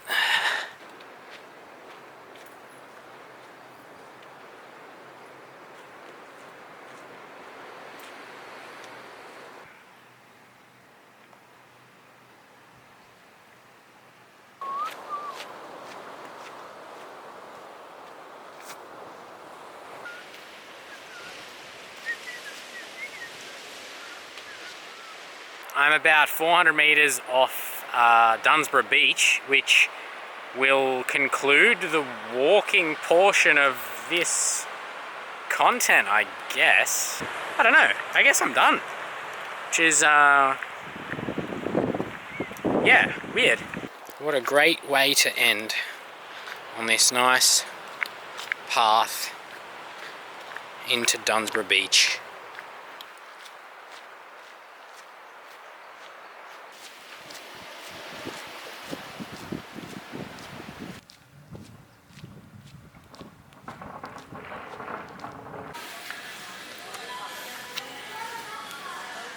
Perfect.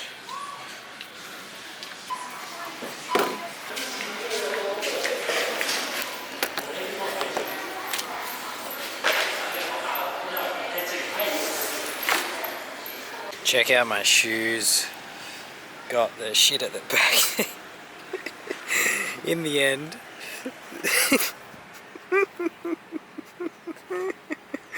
They are destroyed.